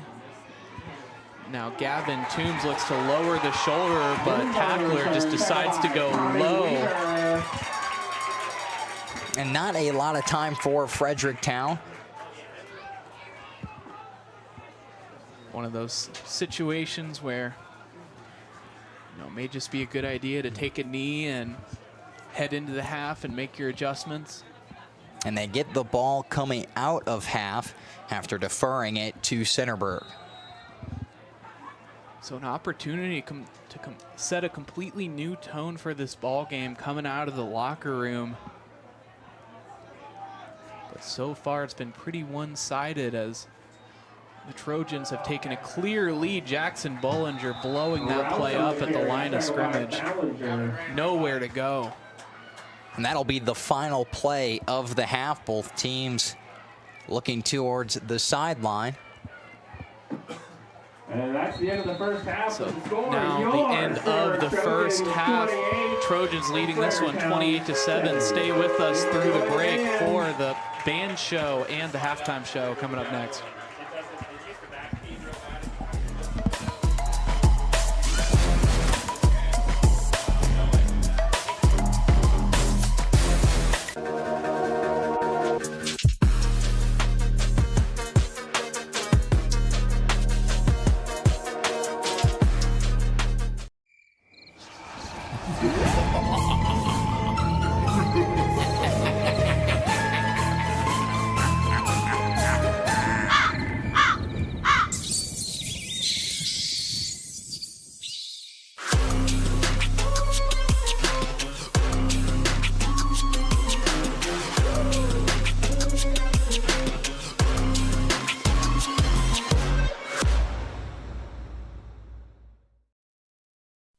Men have a way of doing things. A man has his way of eating, of exercising, of keeping his hands warm, and of straightening up. So, when a man faces a serious life problem like divorce, depression, or suicidal thoughts, shouldn't a man have a way to deal with that too? Well, now he does. I'm Dr. Rich Mahogany. Visit me at mantherapy.org. Avita Home Health and Hospice is locally owned, locally managed. All of our staff, our board, everybody are members of the local community. Our medical director is a member of our local community and has practiced in Bucyrus for over the last 10 years. When you call in, you're getting a local person. The nurses that you talk to all live, work, and recreate in your community. I mean, I've been doing this for 16 years and I've taken care of 3 generations of some families. We're the hometown people. images of the late and great James Brown. Sit back and enjoy Runaway Baby.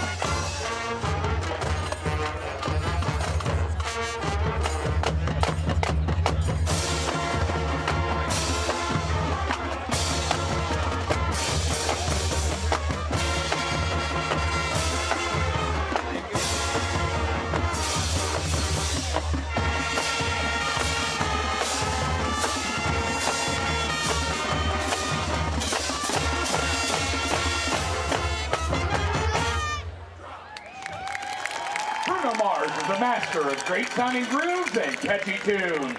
This next chart was released in 2018. Here's Finesse.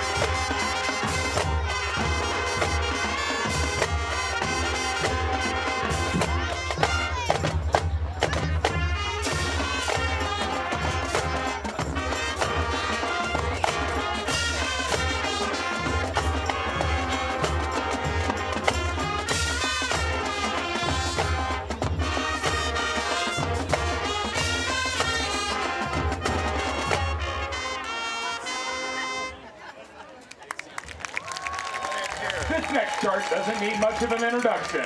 A combination of funk, pop, soul, boogie, and a little bit of disco, this chart will have you dancing in the stands. Here's our rendition of Uptown Funk.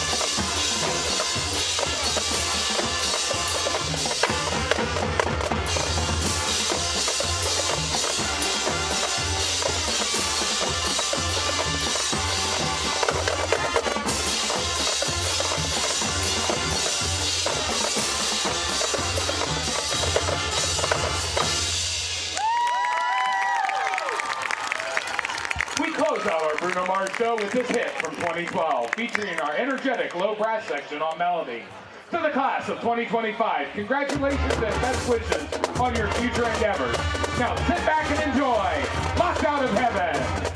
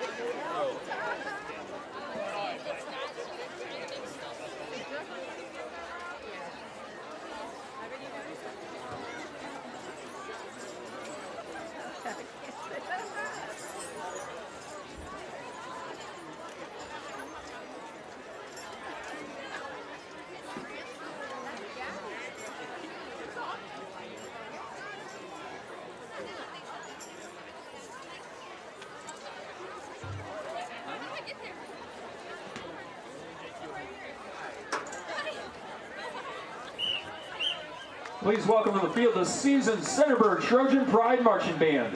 The band is under the direction of this year's drum majors Tressie Beverly, Victoria Browning, and Dylan Meyer. Tonight the band will be performing their senior show, which was chosen by the seniors for the occasion. Selections will include Starships, made popular by Nicki Minaj, One Republic's Counting Stars, Katy Perry's Fireworks. This year's graduating seniors are Gabby Bowens, Thomas Schaller, Victoria Browning, Ashley Moore, and Dylan Meyer. The band would also like to wish Color Guard Rookie Sauer happy birthday. Go Seniors!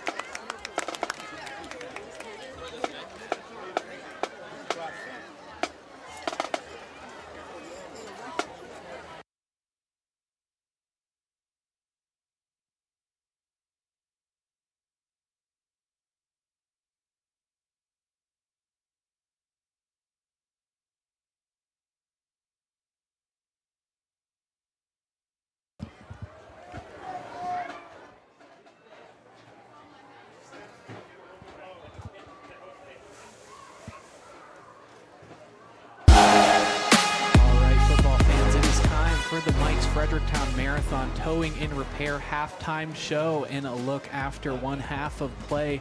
Centerburg leading this one 28-7 over Fredericktown. We thought it was going to be a little bit of a closer contest, but Centerburg looking like the better team through one half so far. And they've done a very good job running the ball and throwing the ball. We've seen Trevin Harris get a huge grab, and as well on the ground they've done very well. Blaine Ball having himself a game. A couple touchdown passes and some runs as well, and they've really set themselves up good here for the second half. Let's take a look at some halftime stats through 2 quarters of play. Fredericktown with 4 first downs, 123 rushing yards, 20 passing yards for a total of 143 yards, 2 penalties for a total of 15 penalty yards, 1 turnover. And for Centerburg, 9 first downs, 148 rushing yards, balancing it nicely with 127 passing yards, puts them at a grand total of 275 yards for the first half. 5 penalties for a total of 45 yards and 1 turnover on downs themselves. So much adjustments can be made for both sides of things, and you certainly feel like Fredericktown coming out of this one, they've got to come out with some signs of life on the first drive. And they have to. They have been stopped at the line of scrimmage very effectively by Centerburg. Had a couple drives stopped because of that. It was 4th down and 21 when Centerburg got a 14-yard sack, and then they backed them up again with a sack, which would make it 4th down and 15 on a couple drives. But they had a really good job on that first drive. Got all the way inside Centerburg territory around the 20-yard line, would eventually be stopped on a 4th down and 6. The pass would go into the dirt, but that's what they have to get back to, formulate that. But Centerburg has held control going into this second half. You need Fredericktown to be able to find some momentum, especially with getting the ball out of half. So we'll take a quick break as we wrap up the Mike's Fredericktown Marathon Towing and Repair halftime show. Stay with us for the second half.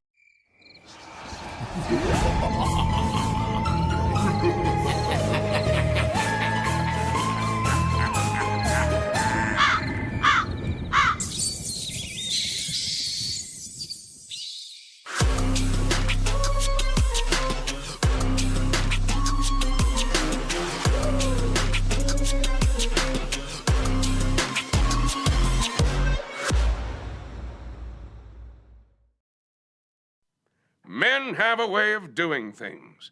A man has his way of eating, of exercising, of keeping his hands warm, and of straightening up.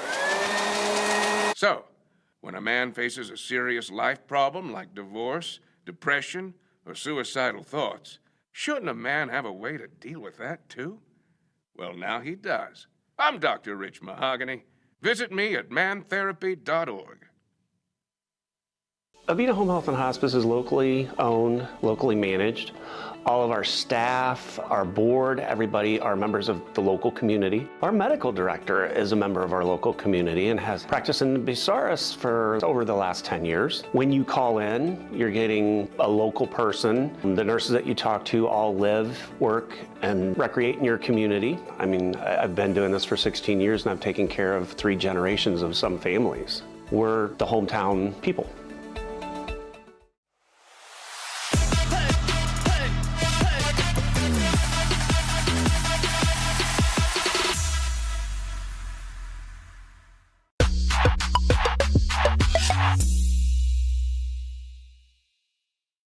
Take a look at all the action from Friday Night Football right here in North Central Ohio with great analysis, highlights, coach interviews, and so much more every single Friday night right here on the OH Report.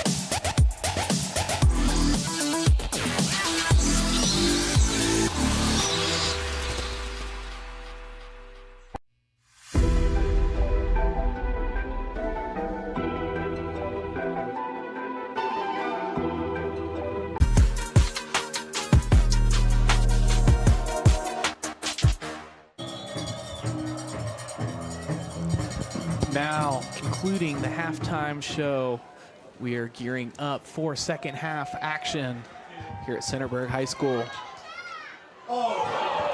And ball comes out, still out, unable to come up with it as it bounces out of bounds. What a series of events. And Fredericktown very lucky. They lost it a couple times. Centerburg unable to get to it. Rolls all the way out of bounds. That means Fredericktown will stay in possession with the ball.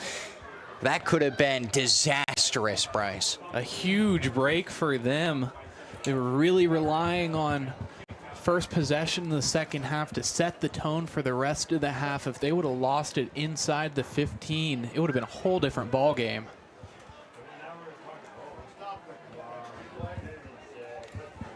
Now they're discussing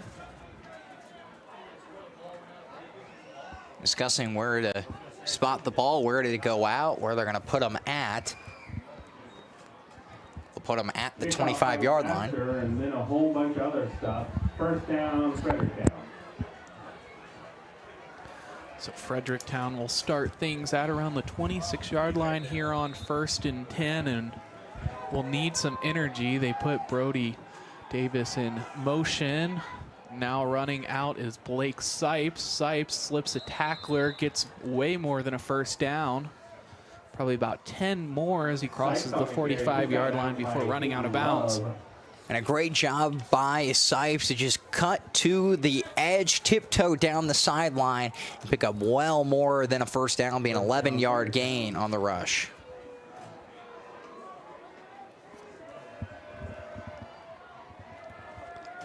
Look to slowly progress the ball up the field. They had an explosive run, and they would like to do that again if they're able to, but just establishing consistent yardage would be a big step for them. Elijah Roush absolutely drilled it around the 40-yard line and pushed back.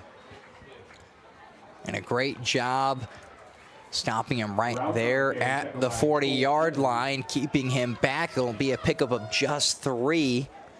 And that's what Centerburg has to be able to continue to do, be physical and dominate at the line of scrimmage, force Fredericktown to pass the ball. They only completed 3 passes in the first half for 20 yards. We're much more willing to go to the pass than I thought they were going to, as they are here. He's running into trouble in the backfield, just trying to get away. Finding Brody Davis, the receiver, who battles towards the first down marker. And it looks like he will get it. And a great job by Blake Sipes. He forced everyone to track him to the left side. Even the corners were looking towards him if he was going to run. So because of that, it opened up the middle of the field. A first down pass completed for 9 yards. So moving the chains, they're now just 3 yards away from Trojan territory as they continue to move the ball nicely out of the locker room here in the second half. Blitz is there, they hand it off and gets about a yard. A great blitz there from Tommy House as he blew up in the backfield, but they were quick on the handoff to prevent the sack. Tommy House just getting there, trying to force the quarterback. Just quickly handed off. He broke right through the offensive line. If that would have been a quarterback keeper by Blake Sipes, there was nowhere where he would be able to go. Now they'll try things again here on 2nd and 9 from the 48. Sipes is just going to take it himself, and he's got space to work. Pushed out of bounds, but not before getting a first down. And a great job, Sipes using his legs. Didn't see a lot of that in the first half. Get all the way to the opposite 38. So a pickup, and they'll now say the 37. So a pickup of 13 yards on the run.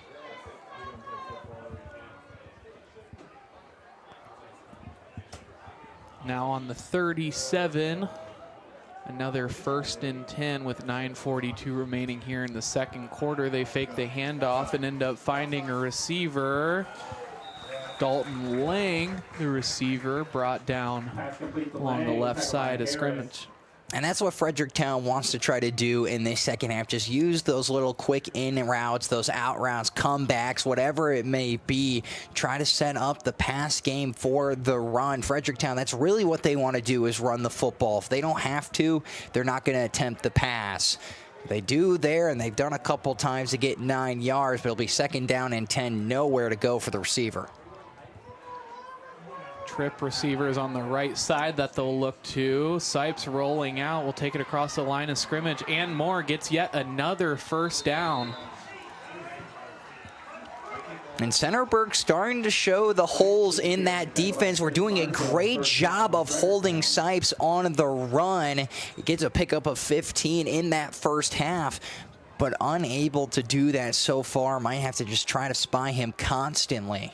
2 yards from that Trojan red zone, as they're now establishing a good pace of play. This ball continues rolling downhill. The snap, handing it off and getting around the 15-yard line. The rusher there, Kirk Parker. Pickup of 6 yards on the rush. And this is a great drive so far for Fredericktown. You wanted to come out of the half. We've always continued to mention those first drives, those first 2 to 3 minutes at the end of the second half, or the first half, and at the beginning of the second half are crucial to set up the momentum. No space this time as Sipes is brought down before the line of scrimmage. It's going to be for a loss. A good job recognizing on the defensive side of the ball for Centerburg, knowing Sipes was going to run it, rolling out to the right with him, not allowing any space to be created by the runner. And now we'll back him up a yard. This is 4 down territory for Fredericktown, though. 3rd and 5 on the 17. They'll have to get to the 12 to convert it. The snap. And again, they hand it off to Parker, but Parker has nowhere to go. Engulfed by that line of scrimmage and brought down. And I'll start because he slipped. As you can see there, ran up the middle, just kind of slipped a little bit, and the momentum completely stopped. So it'll be 4th down and 5, no gain on the play. And this is a huge play again for Fredericktown. We saw in the first drive in the first half, it was about 4th down and 6, could not complete the pass. Now, in the first drive of the second half, about that same yardage, and you need the 1st down. Now they'll look to pass. Sipes rolling out. Pressure from Bollinger, throwing towards the end zone. They say incomplete, but... And indeed, that's what it will be ruled. A great job by Centerburg, just being right there to contest the catch. And again, another passing play just incomplete for this Fredericktown team that stops all the momentum that they had. That's got to be a heartbreaker for them. They started all the way down at the 10-yard line. They make tremendous gains all the way down the field. Stopped at the 17, and that's where Trojans will take over. And it was a great drive, especially by Blake Sipes. Had some really good rushes, 23 yards, 15. He did what you needed him to do, but the pass incomplete on that final attempt. Now the handoff, they'll give it to Marshall. Marshall, not much space. Be gain of a couple, maybe. And he's just trying to figure out ways to hold Miles Marshall. He gets a rush of 1 yard on the play. The team had 148 yards on the ground in that first half. And some really good pickups of 32, 28, and 31. A lot of that coming from Blaine Ball and a combination of Miles Marshall. And now looking to pass, this one low, intended receiver unable to come up with it. Jonah Gribben was the intended one.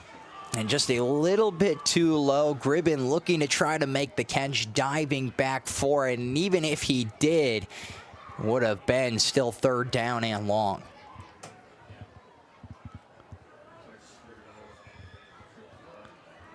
Under 6 minutes remaining here in this third quarter. Looks like ball will have 4 wide receivers. Sends Marshall away. We've seen a flat out of this several times, but the blitz is there and he has nowhere to go. 4 white jerseys just dominating that offensive line, and they were there. And you had someone in the flat that was open, but the rush immediately gets home, just tried to tuck it and run it, and would lose a lot of yards. So that'll lead to the punting unit coming on. Carter Mull and Brody Davis will be back to receive the punt. Daniel Lemaster punting things away.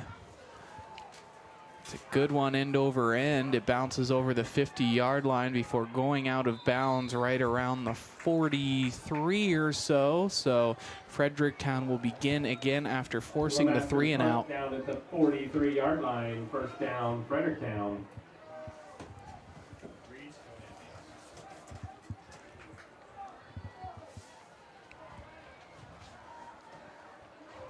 Fredericktown's defense did exactly what it needed to do. So now the offense has to come back, put that last drive away. They know it wasn't where they wanted it to be at the end there after the incompletion, but they marched down the field and did what they need to do, especially on the ground.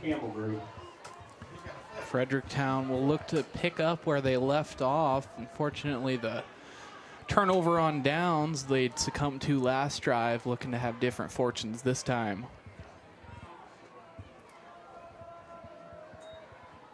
Now rolling out, Sipes will take it himself, and he's hit and brought down, not before of a pickup of about 1. Centerburg has to find ways to stop Sipes, and they're going to be all over him on this drive, just trying to make sure he cannot create anything with his legs. Rick and Christy Adams, Ronald D. Ballinger, Stover Home Services.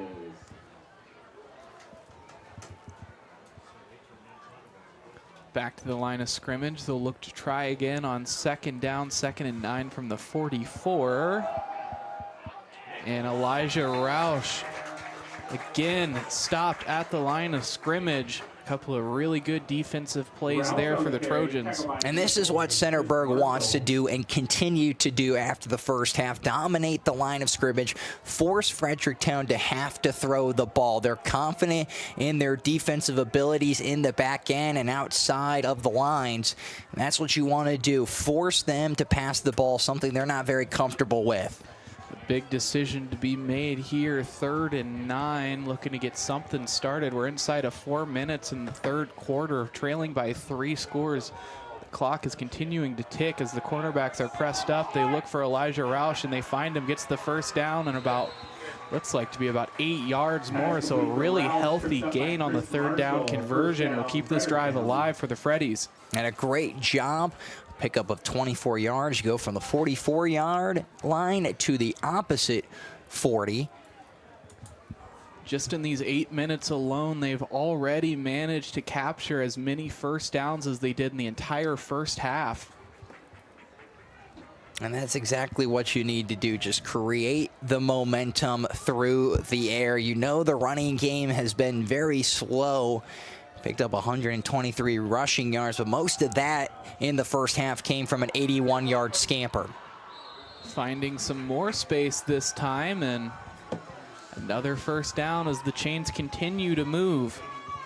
And they move from the 40 to the 28, a pickup of 12 yards. First down, Fredericktown.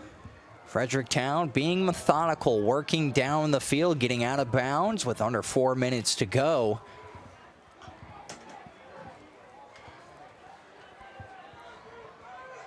Working with the time they've got 4 wide receivers. Roush still there in the backfield, and Sipes will take it himself. A decent gain there will give him about 3 or 4 yards as it brings up 2nd down. So it'll be 2nd down and pretty long. We'll see what they end up deciding to do. So It's 4-down territory again. Anywhere in past the 50-yard line inside Centerburg territory, you know Fredericktown is going to go for it on 4th down. So if you're Centerburg, you have to keep that in mind. Has to get to the 19 from the 26-yard line. Elijah Roush tries to stick it and turn the corner, but slips a little bit and is tackled at the line of scrimmage. I'll say a pickup of none on the run. It will actually be a loss of 1. So it'll be 3rd down and 7. And if you're Fredericktown, maybe just a little out route, come back, try to set yourself up. You might not get the 1st down, but you know you want to try to set yourself up better than a 4th down and 5 or 6. Sending him away out of the backfield, looking to pass towards the end zone, finds Gavin Toombs. And he wasn't able to come up with it.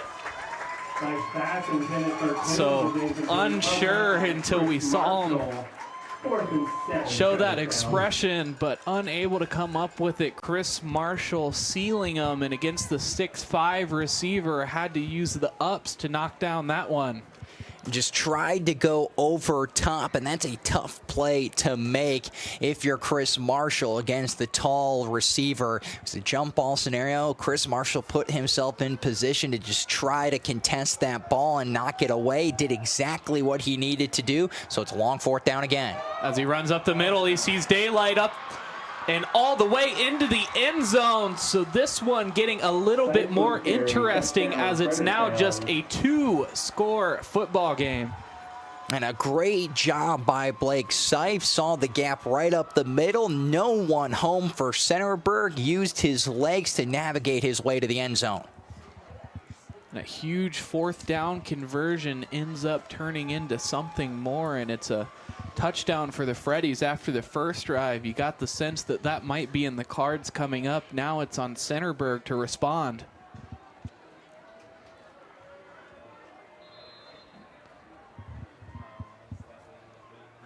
It's up, and it's through. So now 28-14, Centerburg's leading this one, but Fredericktown picking up a big score here. 2:17 remaining in the 3rd quarter. Stay with us.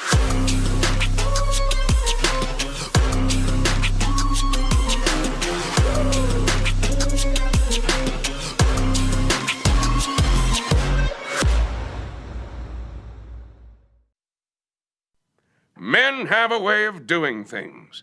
A man has his way of eating, of exercising, of keeping his hands warm, and of straightening up. So, when a man faces a serious life problem like divorce, depression, or suicidal thoughts, shouldn't a man have a way to deal with that too? Well, now he does. I'm Dr. Rich Mahogany. Visit me at mantherapy.org.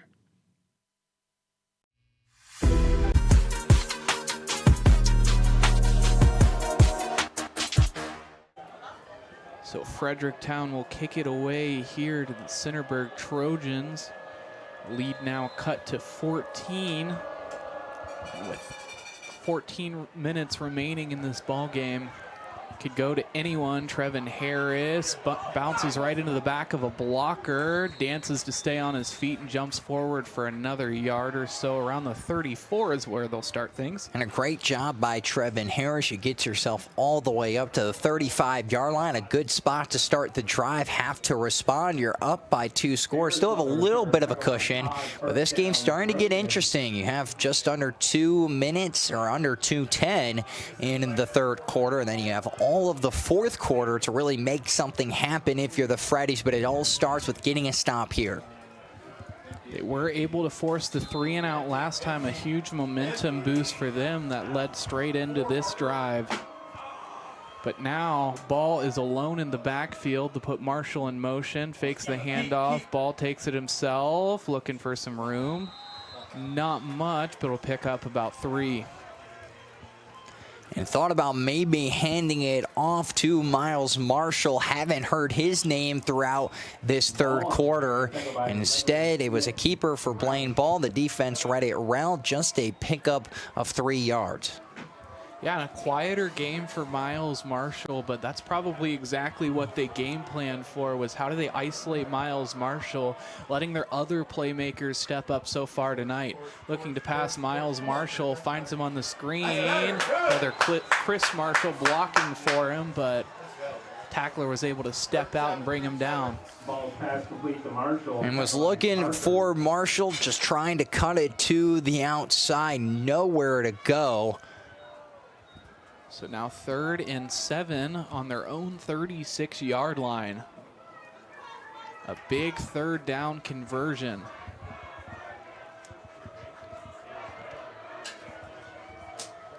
Let's go Trojans. Chant starting here. Centerburg High School fans trying to get their squad into it. Finds an open receiver. And a good pickup there gets him the 1st down. Josh Gribbins, the receiver, or Jonah Gribbins, the receiver, I'm sorry. And they spot him right at the 50-yard line. A beautiful pass. Great job by Blaine Ball, recognizing the rush was coming, rolled out to his right, staying calm and collective, and found his receiver. So now inside of 1 minute, this may be one of the last plays of the 3rd quarter.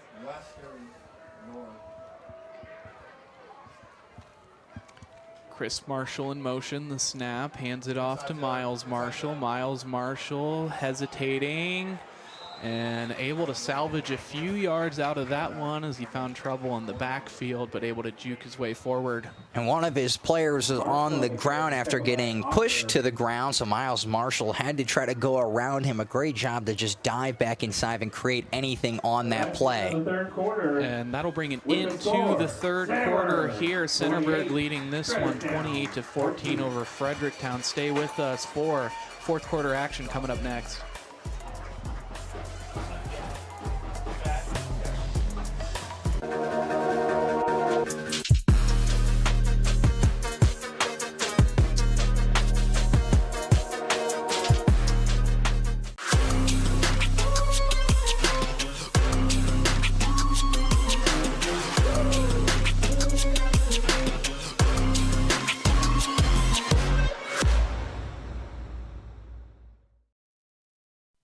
Men have a way of doing things. A man has his way of eating, of exercising, of keeping his hands warm, and of straightening up. So, when a man faces a serious life problem like divorce, depression, or suicidal thoughts, shouldn't a man have a way to deal with that too? Well, now he does. I'm Dr. Rich Mahogany. Visit me at Man Therapy. Bryce Cutter, Micah Flack with the OH Report, joining you for 4th quarter action here at Centerburg High School. And here on 2nd down, they hand things off to Miles Marshall. He's brought down and will bring up 3rd down. So it'll be 3rd down and 5 after a pickup of 3 on the rush. Told me that she has a boy at the bottom of the steps who's been separated from his big sister, Kinsey Kish. Your little brother is at the bottom of the steps to the press box. So the 3rd down and 5. Question of, do they go for your inside Fredericktown territory? Interested to see what they do. Now we'll look to pass. Blaine Ball finds Trevin Harris at the 40-yard line, earns him a 1st down.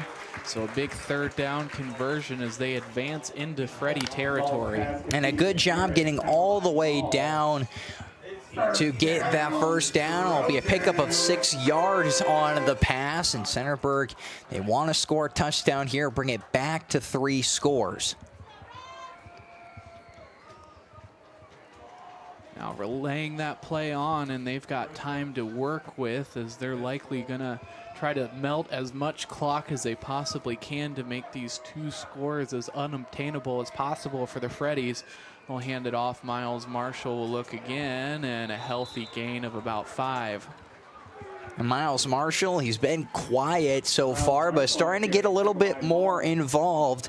And that's really just the thing. You know he's going to break off for something big. Broke off for 32 yards in that first half. It's just being able to contain him to 2, 3, 4 yards to try to put yourself in a position to get those stops and end the drive.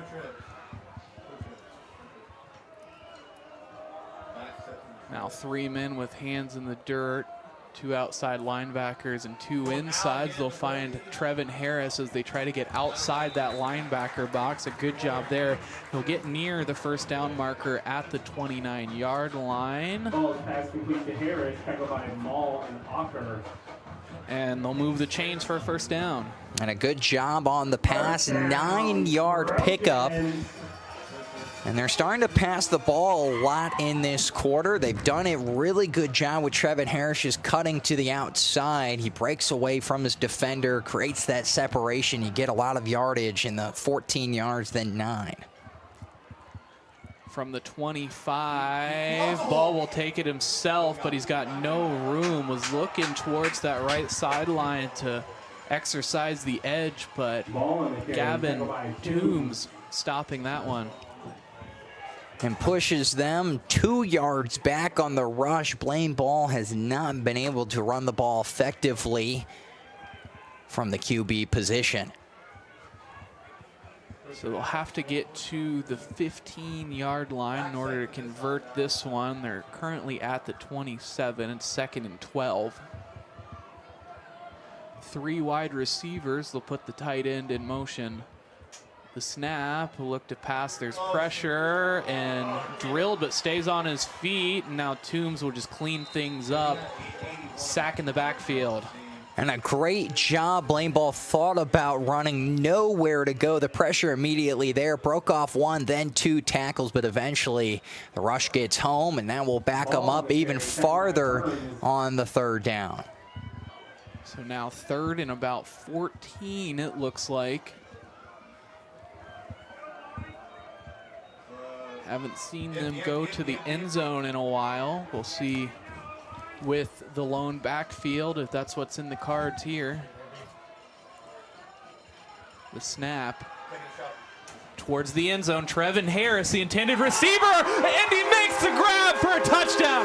His 3rd receiving touchdown of the evening.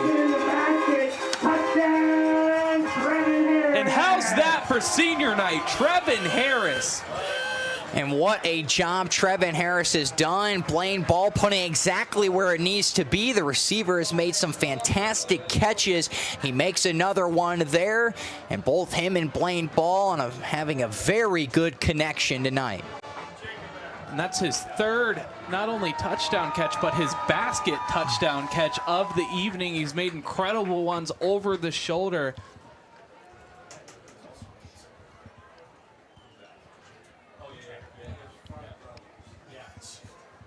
Some time being taken after the touchdown. 8:17 remaining here in the 4th quarter. Oh, it looks like there was a man down for injury. It actually is Trevin Harris who's holding his, looks like his ribs.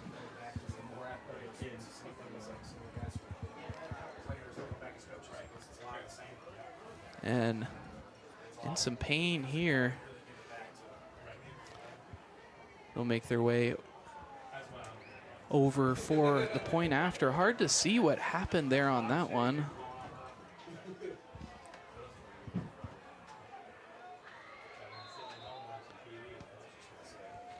So now with 8:17, they'll put up the point after. And it's through. So 35-14, a 21-point lead reestablished here at Centerburg High School. 8:17 remaining in the 4th. Stay with us. Avita Home Health and Hospice is locally owned, locally managed. All of our staff, our board, everybody are members of the local community. Our medical director is a member of our local community and has practiced in Bucyrus for over the last 10 years. When you call in, you're getting a local person. The nurses that you talk to all live, work, and recreate in your community. I mean, I've been doing this for 16 years and I've taken care of 3 generations of some families. We're the hometown people.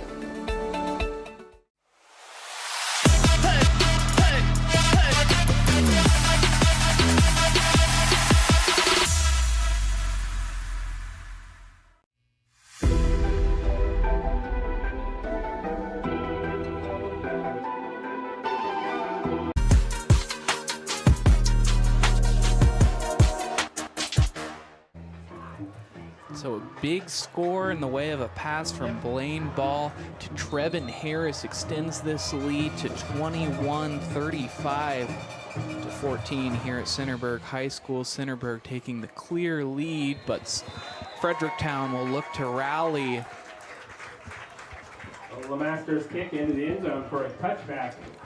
You got under 9 minutes to do that, but if you're Fredericktown, you have to score quickly and continue to move down the field. They've had some good drives. Were eventually able to get into the end zone on the scamper by their quarterback. Now it's time to do that again. Remember, at the conclusion of this ball game, make sure to stay with us as we announce our MVP. We'll bring the post-game show with stats as well. Also, later on in the evening, be sure to check out the Friday Night Pigskin as we bring you all the highlights and stats from this week. Sipes makes a good pass to Brody Davis. It's low. Looks like he'll make the grab short of the first down marker by a couple yards. It brings up second down. Yeah, I'll be making an appearance on the Friday Night Pigskin tonight, talking about this game, recapping what we saw tonight, showing you the highlights, potentially even nominating a player phenom or player of the week or play of the week. We've seen a couple of high caliber ones so far. Now Sipes rolling out, will look to pass, pressure there, not able to stay on his feet, so now he's got even more time. Looking over the middle, it's a short pass and it's intercepted.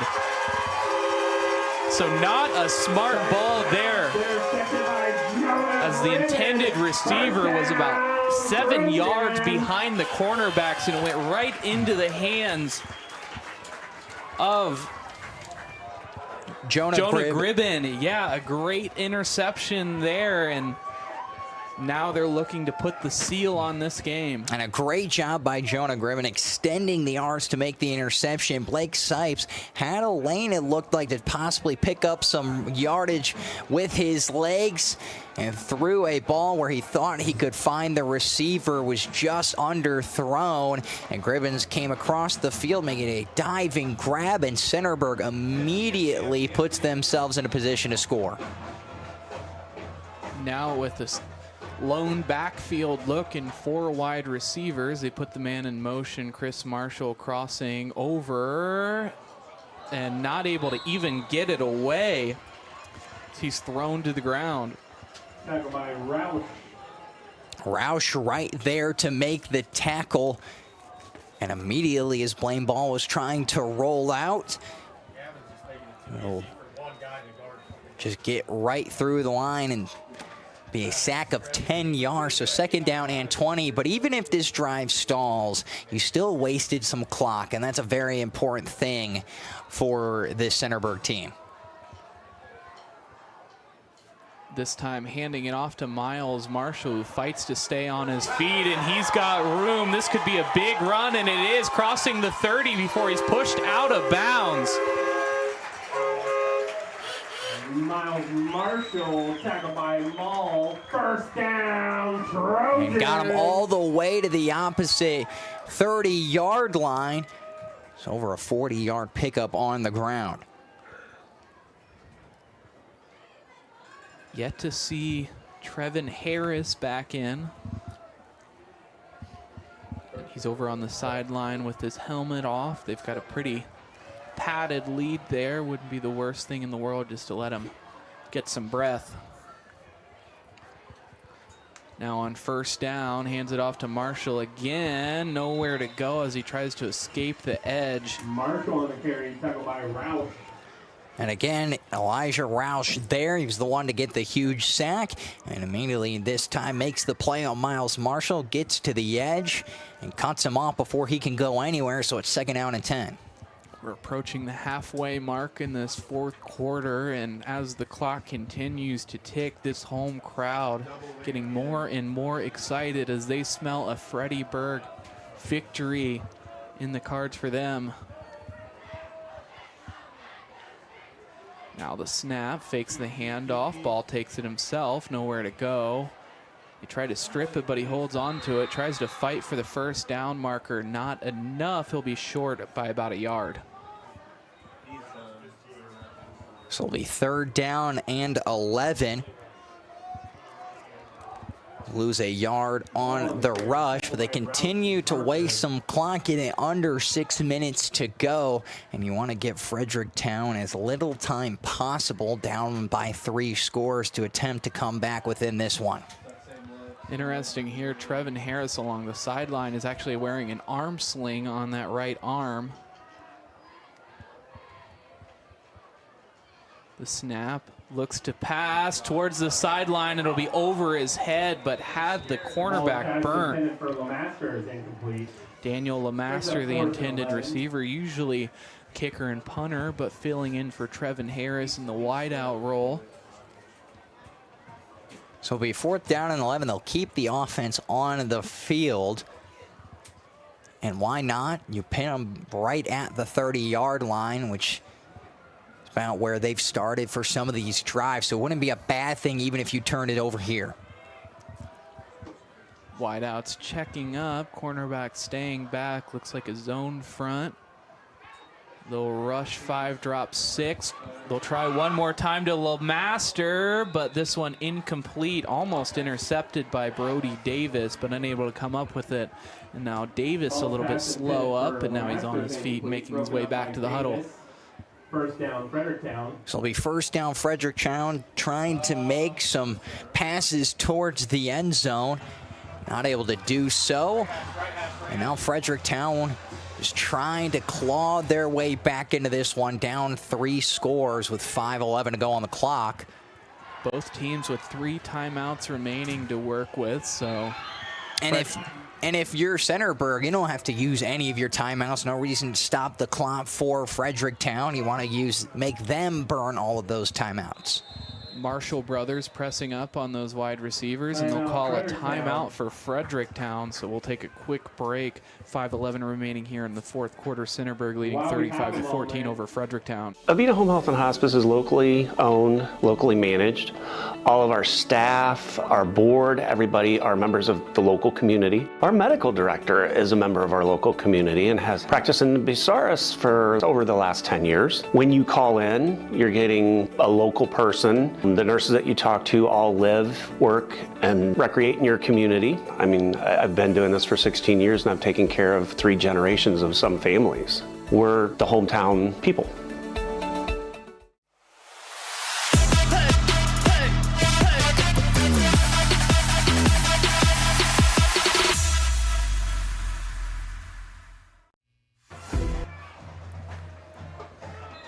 Back here in the 4th quarter, 5:11 remaining, and Fredericktown will take over once again. They're looking to shrink this lead to 14 over the head. Brody Davis makes the completion at the 30-yard line.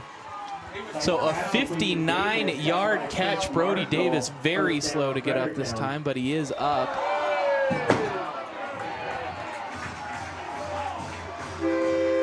See what happened there as there was a flag thrown. It looked like right before we sent it away to replay there. It's a little bit of extracurricular. And it looks like it'll be a personal foul that will back Centerburg up.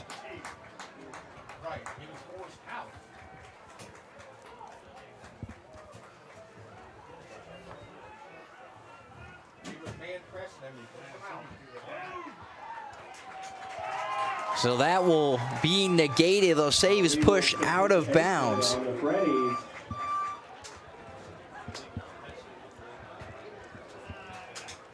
And Fredericktown backing way up. Well, he had the personal foul, and then on top of that, he was pushed out of bounds. And when you're pushed out of bounds, you cannot be the first person to touch the ball after so. But it's a little bit interesting. If they're saying he was pushed out of bounds forcefully and he was being nudged out, he could technically make the catch and it would count. But if he went out of bounds on his own, running the route without any interference, then that would be on him. So they'll back him up. So Centerburg figuring out what's going on as the Zebras converge and disperse once again.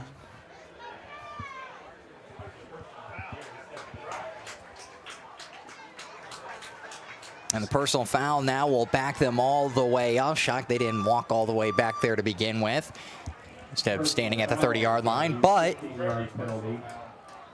it'll move them to the 20, and a massive mistake by Fredericktown. It wouldn't have counted regardless of the catch because he was pushed out, but then on top of that, with the penalty, that backs them up inside the 20-yard line.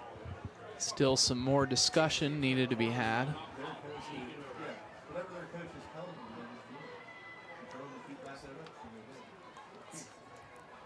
I'm interested to know what more is there to discuss. There's not VAR. There's nothing to look at. You can go discuss it on the sideline with the head coach and just tell him what happened and why so he knows. But outside of that, there's nothing that's going to change. Looks like they're just getting an explanation from the crew chief over to the coach, trying to figure out what's going on. Let's take a second to thank our sponsors who support our coverage of live and free high school sports. I'd like to thank Webb's Marathon and Automotive. Stop by Webb's Marathon to join the Webb's Rewards program, where you can earn dollars off fuel and free drinks and coffee. Go Trojans, they say. Mike's Fredericktown Marathon Towing and Repair, a full-service gas station serving breakfast and lunch. Mike's also offers 24-hour towing and fuel service, automotive repair. PANCHOS Tacos. Come on down to PANCHOS Tacos to get the best food and drinks in town, located in Mansfield, Belleville, and now Mount Vernon. Try their delicious tacos, rice bowls, fajitas, and of course margaritas after the game. See you soon, amigos. Monarch Title Services. If you're selling or refinancing your real estate, you get to choose the title company. Why not support those who support the Trojans and close with confidence anytime, anywhere? Koorsen Fire and Security. Mention OH.REPORT to receive 10% off your fire and security services. Avita Home Health and Hospice, providing high-quality community health care and improving the quality of health and families throughout their lifespan. And the Ohio Suicide Prevention Foundation and Man Therapy. So life hasn't been all sunshine and sandalwood lately.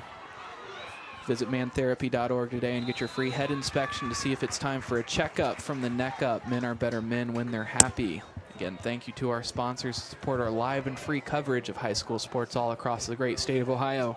So it's first down and 25, a pickup of 15 on the pass, brings them to the original line of scrimmage, but it'll be second down and 10. The clock continuing to run, and now it will actually be stopped. But under 5 minutes to go in this quarter. Calling a man onto the field. Some substitutions being made. And if you're Fredericktown, you lose this game, you stay at 4th in the KMAC. They have some wins behind them between 5th and 6th place that will keep them there at what would be 4th.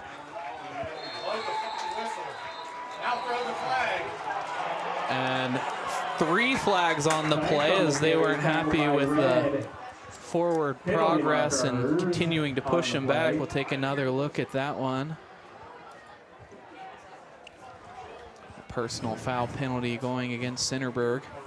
So that will give them an immediate first down. Not much to talk about here. Centerburg just a little bit past the whistle. That's a tough one for the Trojans. You were going to have them at second down and 10. It would have been longer as well.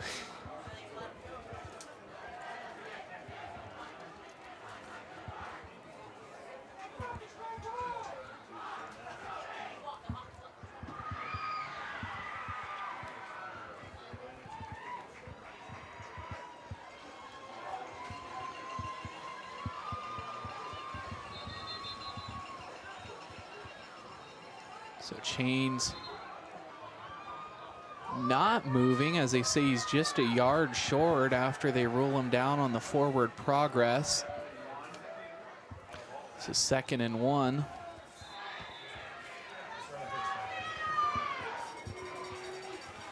Four minutes and 20 seconds remaining. Sipes pump fake, steps up in the pocket, looks for a receiver, tries to stiff arm, just trying to get rid of it along the sideline, and no luck there.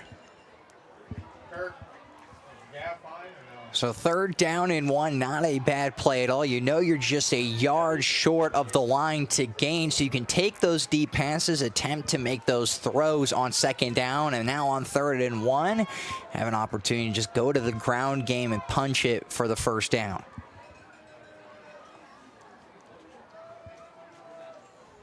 Now back to the huddle, 4:10 remaining here in the fourth quarter.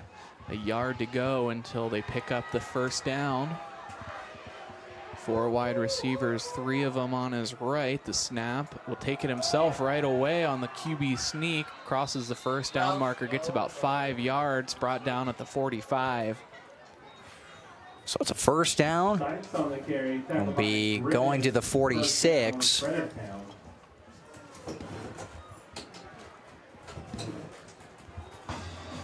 And Fredericktown statistically has dominated in the second half, but a 42-yard pass by Centerburg immediately put them up by 3 scores. But the rush and passing categories have gone in favor of Fredericktown. Brody Davis finds the receiver. Davis crosses the first down marker. They've got another one.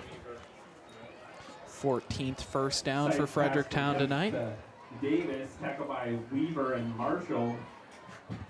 It'll be a first down. They'll spot him a yard beyond that, so a pickup of about 11. They'll stop the clock to let the chains reset. They'll look to pass one more time. Pressure there from Bollinger, and he falls. That's a loss of, looks like about 15. And Sipes is limping.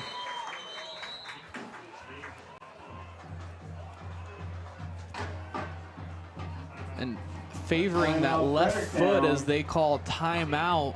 Their second timeout, 3:30 remaining. Centerburg leading this one 35-14 over Fredericktown. Stay with us for the conclusion of this football game.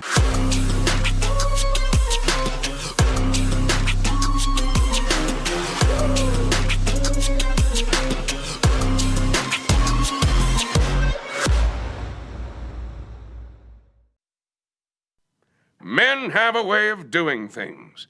A man has his way of eating, of exercising, of keeping his hands warm, and of straightening up.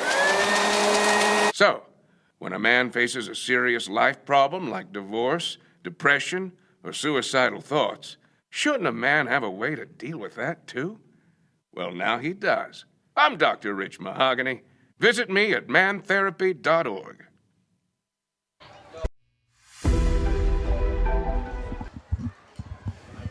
Back here, 3:30 remaining in the fourth quarter. Looks to pass, stepping up. That's most definitely pass interference. Pass intended for Toombs is incomplete. Broken up by Take another look at that one there. And it looked like it was very close if it was pass interference or not. I think the ball got there, Bryce. I don't think that's pass interference. The receiver did not turn his head at all until the last minute, baiting another look.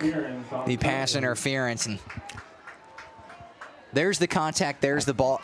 It might just barely be before. Unfortunately, that one, he's not even going for contact or going for the breakup. He's actually going to make the interception there, but the receiver just stops right in front of him and he gets drilled in the back. And it's a call that could go either way. He can keep the flag in the pocket or could throw it out, and they decide to give the first down to the Freddies.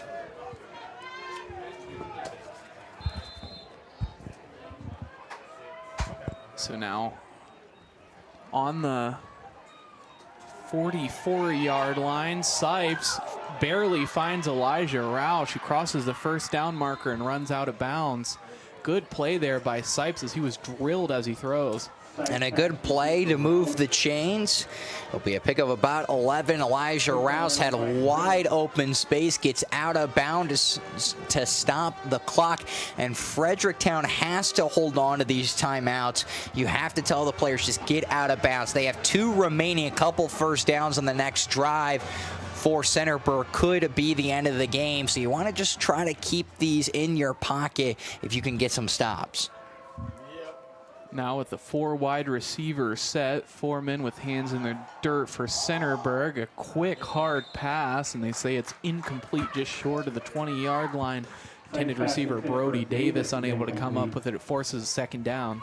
So you can take those opportunities because you know it's 4-down territory, so you can take that on first down. They're really just going to pass it the rest of the way. They don't want to run it if they don't have to now. A team that has really came into this game running the ball, now has to turn to the pass, because if you can't get out of bounds, you have to just kind of rush and really make things happen. They'll take the snap, look to pass along the right side. They do find a receiver at the 20-yard line. He's hit and run out of bounds. Good little reception there. The receiver, Dalton Lang, we've said his name several times tonight, has been very productive as a wide receiver so far. And it'll be a pickup of 13, and the passing game has looked very efficient for the Freddies in this half. Pickups of 16, 11, 11, 15, then 13 again, all in that spot.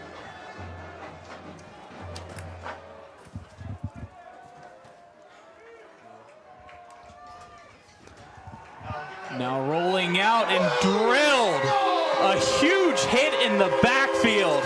Sipes is slow to get up, but blowing up that play is Teddy Steigler, the 6'1" senior linebacker. And just completely comes off the line, immediately drills him. Nowhere for him to go. It's a very tough loss, and you want to keep those timeouts in your back pocket, Bryce. You don't want to have to use it here. Got to move with the sense of urgency now as we're approaching the 2-minute marker. 2nd and 13. They're on the 33. They'll have to get to the 20.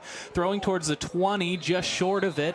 He's hit and pushed out of bounds. Dalton Lang once again with the reception. And that's probably the best case scenario. Gets pushed out of bounds. And he probably would have tried to run out regardless, but now it'll be 3rd and long. Taking a look at some comments. Go Centerburg from Flagstaff, Arizona. Way to go, Tommy from Charity LeMay. Let's go Freddies. A couple Let's go Freddies dropped in the chat. Approaching the 2-minute marker, rolling out to his right. He finds a receiver. And a good stop there. Stigler once again coming up with the tackle. And if you're Tomb, you have to get out of bounds, and that's going to force the timeout. Timeout, Fredericktown. So it'll be 4th down. You have to convert this. This is one more round of shout-outs for some seniors. Very Number 5, crucial down on 4th down, and they'll be 3 yards short, so they'll pick up 7 yards. Makes it 4th and 3. So it's a big 4th down and 3. You have 1 timeout remaining, 1 first down for Centerburg. If they get the stop here, could be the end of this game. And Centerburg, if they win, would move to 7-3 to end the regular season. They would also finish 3rd in the KMAC behind Northmore and Danville. This would mean that Fredericktown would have dropped to 5-5. They would end up being 4th in the KMAC.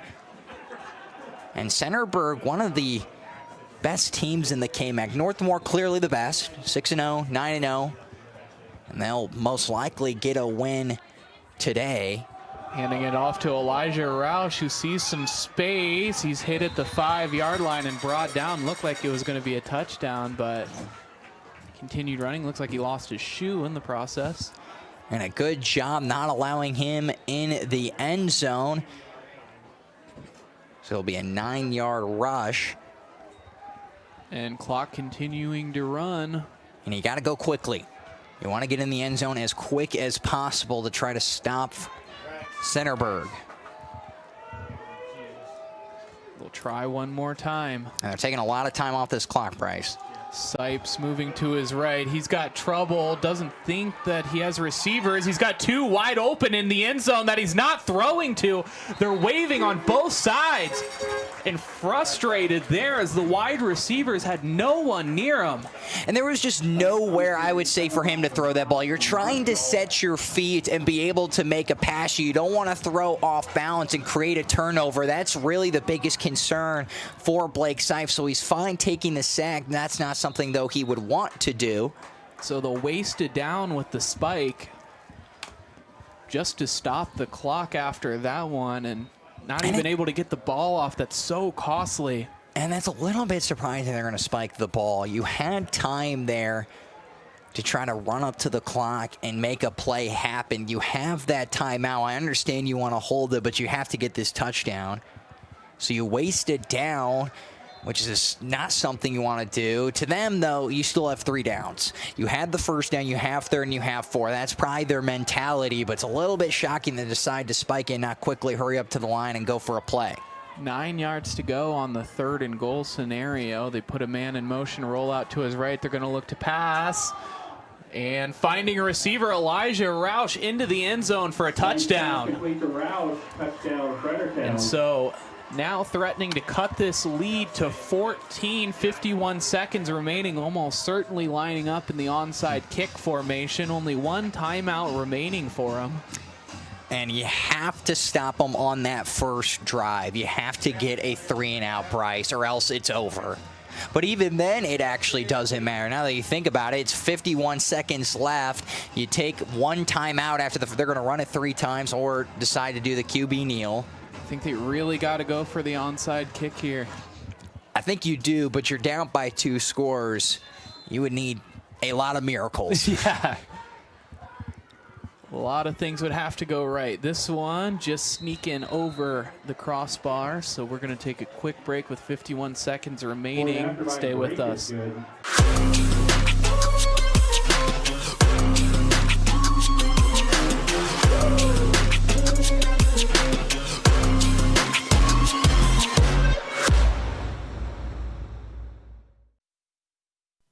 Men have a way of doing things. A man has his way of eating, of exercising, of keeping his hands warm, and of straightening up. So, when a man faces a serious life problem like divorce, depression, or suicidal thoughts, shouldn't a man have a way to deal with that too? Well, now he does. I'm Dr. Rich Mahogany. Visit me at mantherapy.org.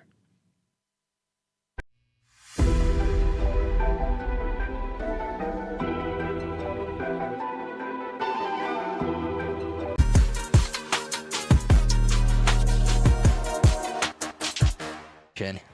54 seconds remaining here in the 4th quarter. Centerburg leading this one 35-21 in the storied rivalry matchup. Now the kickoff. The receiving team lining up in the onside kick formation. Kicking team, we'll see what they end up doing. And they will end up just kicking it away. So Miles Marshall runs into this one, takes a step, and then takes a knee as they look to close this one out. And that should do it, even if you take a timeout here on 1st down, because I assume they'll just kneel it. I wouldn't run it. So you just kneel it out. You take a timeout if that's what Fredericktown wants to do, and then you just waste the rest of those 2 downs, and that will end it. And Fredericktown drops to 5-5. Be interesting to see if they make the playoffs, see where the rest of those rankings will look like. Max Preps does all of the seeding. So 5-5 is a weird spot. You know you're not going to make it anything under 5-5, but you don't even know if you'll make it at 5-5. It's always interesting to see where the local seeding is and who else has had really good seasons, very similar seasons.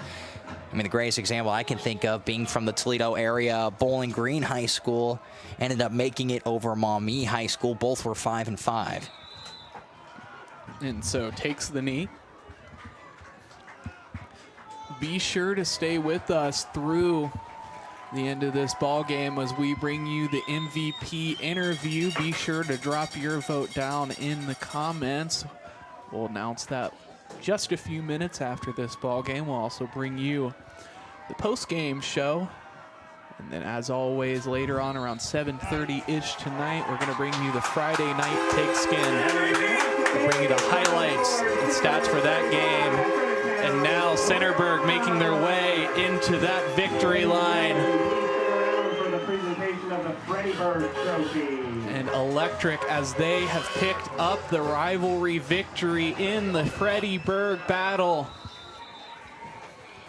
Yet another one in the books, and it was a competitive one. Centerburg getting the better of Fredericktown, though, 35-21. Stay with us.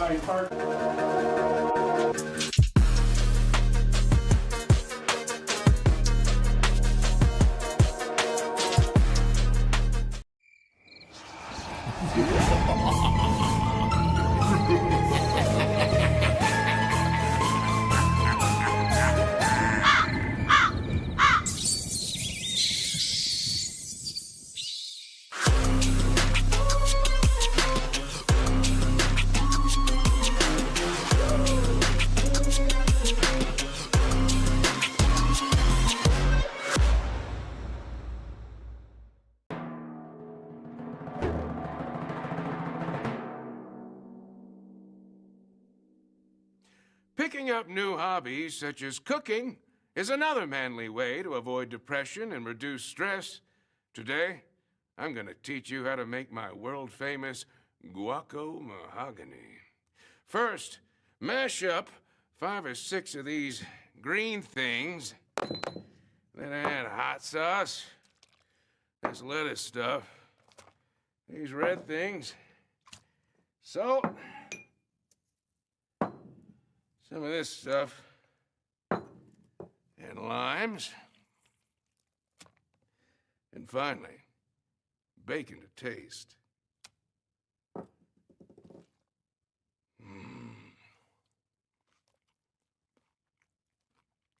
Delicious.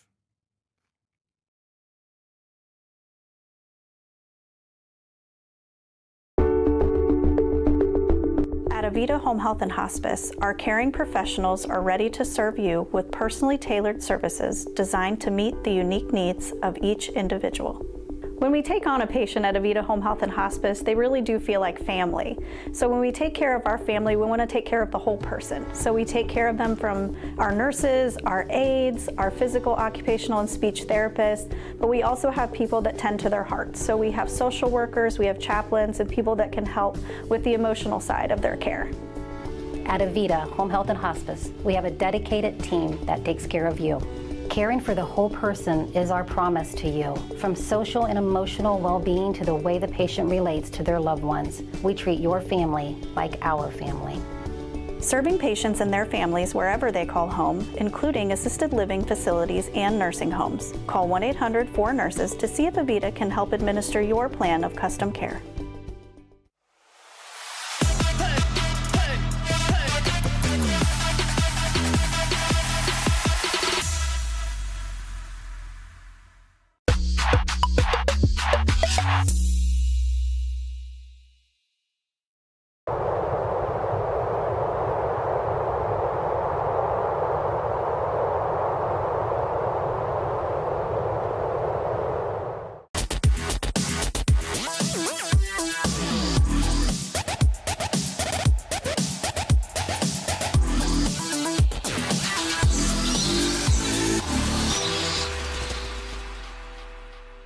Let's go. Friday night lights. Get hype, it's Friday night. Friday night lights. Get hype, here we go now. Friday night lights. Get hype, it's Friday night. Friday night lights. Get hype, here we go now.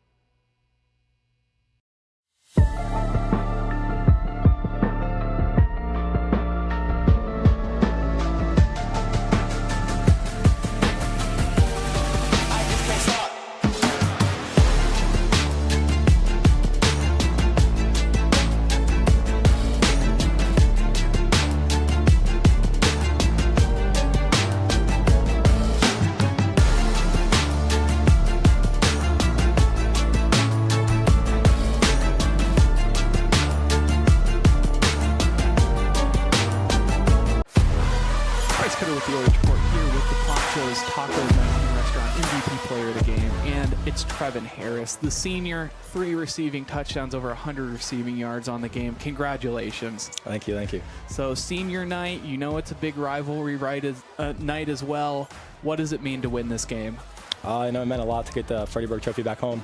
They were fighting for a playoff spot, I think, and so we wanted to make sure we ended their season there. And we're fighting for better seeding in the playoffs, so we got a lot to play for tonight. So you were really doing a number on the cornerbacks of the Freddies tonight. Was there something that maybe you saw in film that made, such an incredible performance possible, or was it just kind of on the fly that those things happened? It's kind of on the fly. I know number 2 was out last week game, so I was like, he's coming off. He might be a little rusty in there, so we got to take advantage of that. And, coming into this one, you have a little bit of a slow first drive. Their drive kind of stalled out around the 13-yard line. Where did you guys find that motivation to come up with such an offensive onslaught in the first half? We decided to trust our coaches in the play calling there. We couldn't let that affect us, and we decided to keep on going out there and playing. Anyone you want to shout out tonight? Shout out my mom, I love you, and shout out Red Army. Trevin Harris, our PANCHOS Tacos MVP player of the game. Congratulations. Thank you.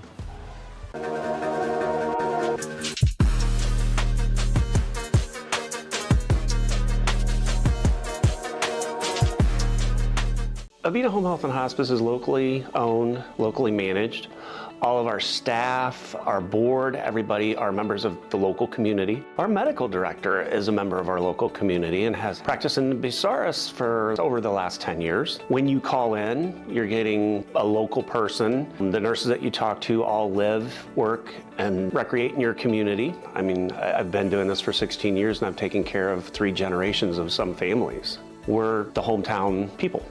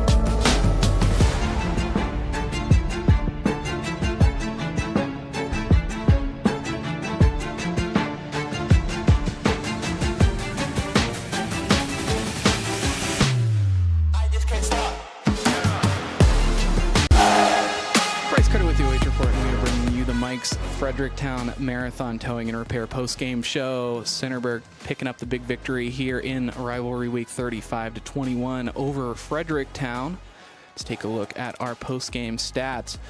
For Fredericktown, they ended up winning the first down battle after only having 4 in the first half. They had 16, 233 rushing yards, 140 passing yards for a total of 373 total yards, 4 penalties, 45 penalty yards, and 3 turnovers on downs. 14 first downs for Centerburg, 199 rushing yards, almost broke the 200 mark, 189 passing yards, 388 total, 6 penalties, and 60 penalty yards with 1 turnover on downs. So definitely a commanding victory for Centerburg as they feel good going into the playoffs. And they were playing for seeding, of course, which was huge for them. Wanted to get the win tonight, boost their resume. They moved to 7-3. Had a great offensive performance, especially from Trevin Harris, who was the MVP. And he talked about it, how Fredericktown came into this game looking to try and secure a playoff spot. Well, what more could you ask for in a rivalry game, especially here at Centerburg, where the faithful are happy to hopefully have knocked them out of a postseason contention. Micah will have the last word tonight as I'll sign things off. I'd like to take a second to thank our sponsors one last time. Webb's Marathon and Automotive. Stop by Webb's Marathon to join the Webb's Rewards program where you can earn dollars off fuel and free drinks and coffee. Go Trojans. Mike's Fredericktown Marathon Towing and Repair, a full-service gas station. Serving breakfast and lunch, Mike's also offers 24-hour towing and full-service automotive repair. PANCHOS Tacos Mexican Restaurant. Come on down to PANCHOS Tacos to get the best food and drinks in town, located in Mansfield, Belleville, and now Mount Vernon. Try their delicious tacos, rice bowls, fajitas, and of course margaritas after the game. See you soon, amigos. Monarch Title Services. If you're selling or refinancing your real estate, you get to choose the title company. Why not support those who support the Trojans and close with confidence anytime, anywhere? Koorsen Fire and Security. Mention OH.REPORT to receive 10% off your fire and security services. Avita Home Health and Hospice, providing high-quality community health care and improving the quality of health in families throughout their lifespan. And the Ohio Suicide Prevention Foundation and Man Therapy. So life hasn't been all sandalwood and sunshine lately. Visit mantherapy.org today and get your free head inspection to see if it's time for a checkup from the neck up. Men are better men when they're happy. Wrapping things up, I'm Bryce Coder, your play-by-play commentator and director for the evening, joined as always in the booth by Micah, Flack, and on camera, Chris Pomponio, doing a great job as always. For you at home, please take care of yourselves, take care of each other, and have a great night.